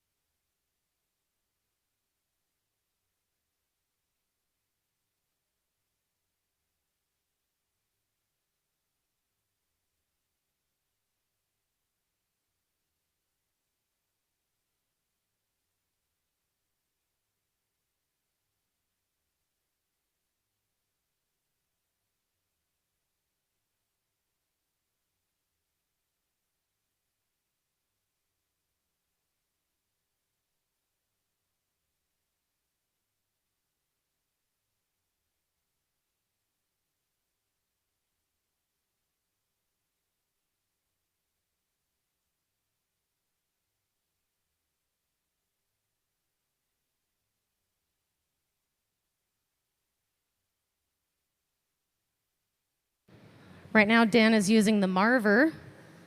He's using the friction on the marver and the torque of the glass to twist the stripes to make a twisty pattern.